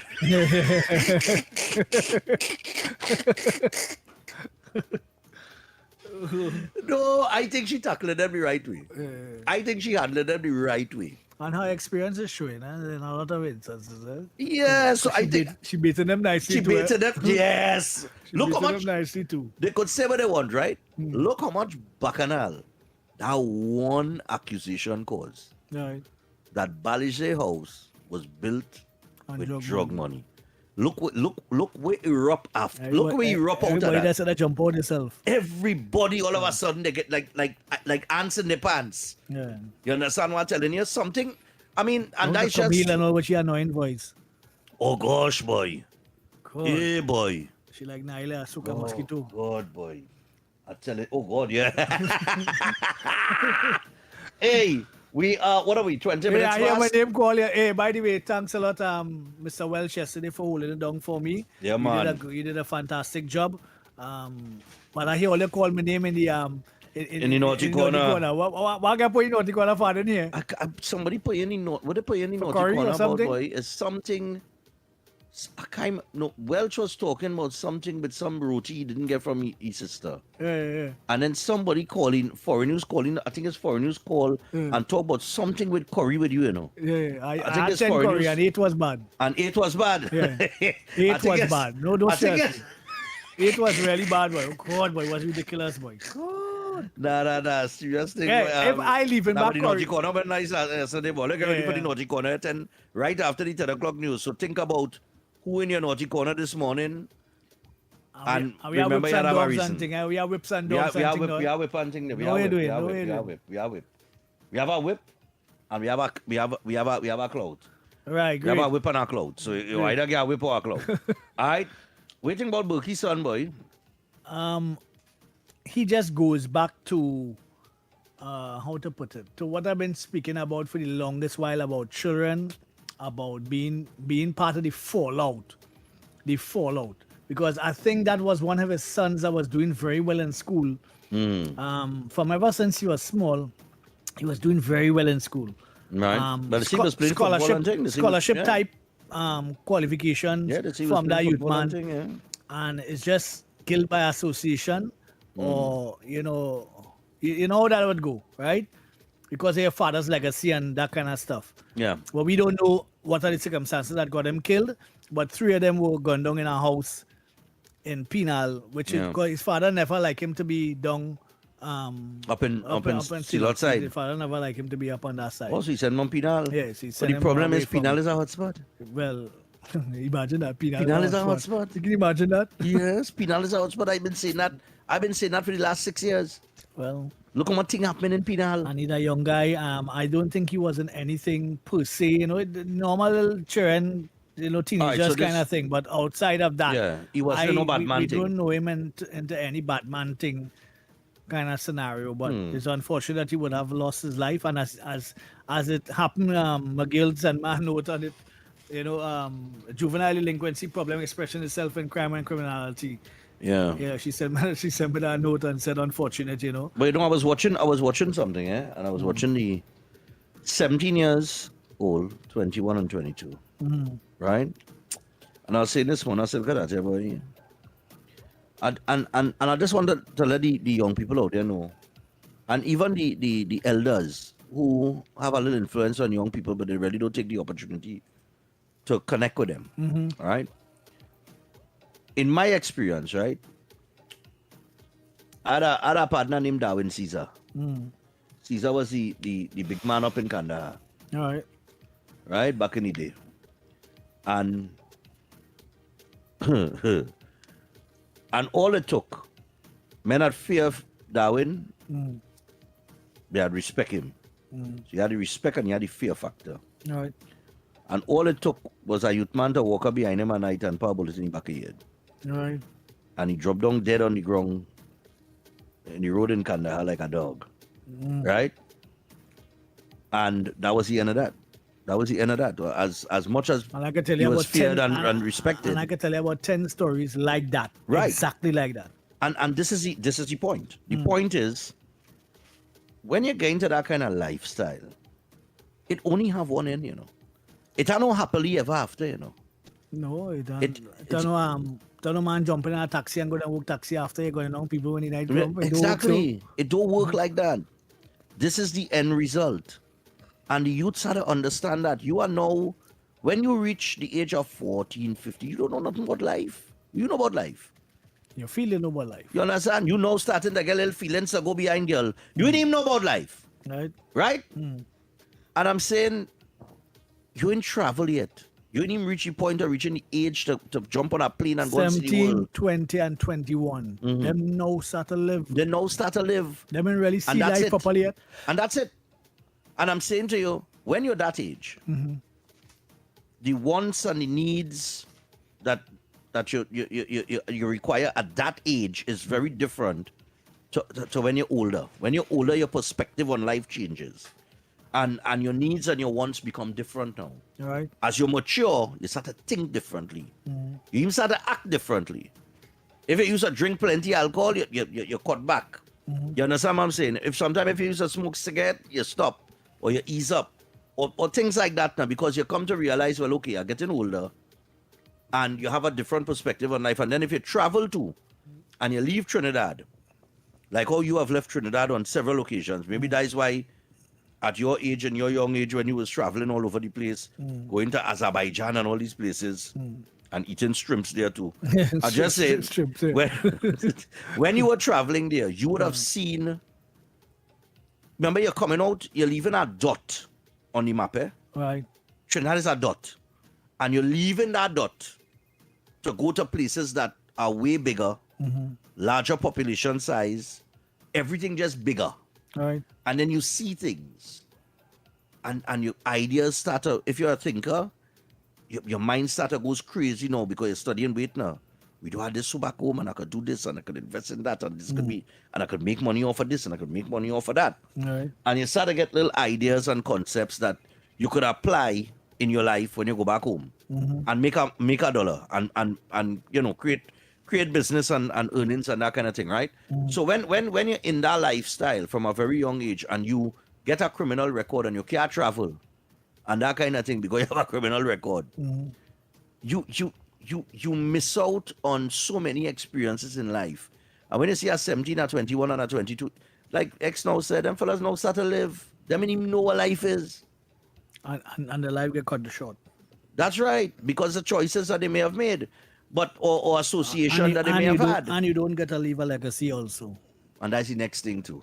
But if you have no children, you left no legacy when you disappear so early in life. You know, so that is another problem too. That next in terms problem, of the yeah. population expanding itself and bringing forward a seed that you know that is a good citizen and whatever. Because I know for a fact that Bucky didn't used to let him come in tongue and associate in that kind of environment in tongue. Right. You know, so he was always on his books and he always make sure that his son, that one son, had it going on, you know, at that one time. But let me ask you something. Fellas in the community, right? When you're growing up in a community and all right, let me say you're growing up in a community with a man like Bucky at the helm and Dole. Remember Dole get lick up too. Yeah. Right? As a youth man that looking up to them fellas and seeing them as either role model or the big man. Right. When them fellas get lick up, nothing don't dawn on, you don't start to think about wait now. A good, if it could happen to them. A good punching and a roll on, let's fix that. A punching and a roll on, let's fix that. Nah, boy. Nice. You sit down with your punching and a roll on and you just continue the movement. Nah, boy. It is what it is. It's as simple as I that. said, boy, a punching and a roll on, boy. A punching and a roll on and that's cool. And I said, boy, everything back to normal. Celebrate, boy. raise a toast. And next in line. Nah, it is boy, what it is. How life will be so, boy? It is what it is. But been like that for however long. I tell you, listen, Martin Joseph. And before that too, yeah. But I just drawing from Martin Joseph time. Come forward. We have those youths that are adults today. Yeah. They are the 18 to 23-year-olds today from since Martin Joseph time. Yeah. All they watch what the hell going on, you know. All they not paying attention to what the hell going on, you know. Since Martin Joseph time, we have the 18 to 23-year-olds today in 2026 that are robbing, disrespecting people, getting themselves involved in all of them. Most of them are fallouts in society because some of them would have gotten a good intervention somewhere.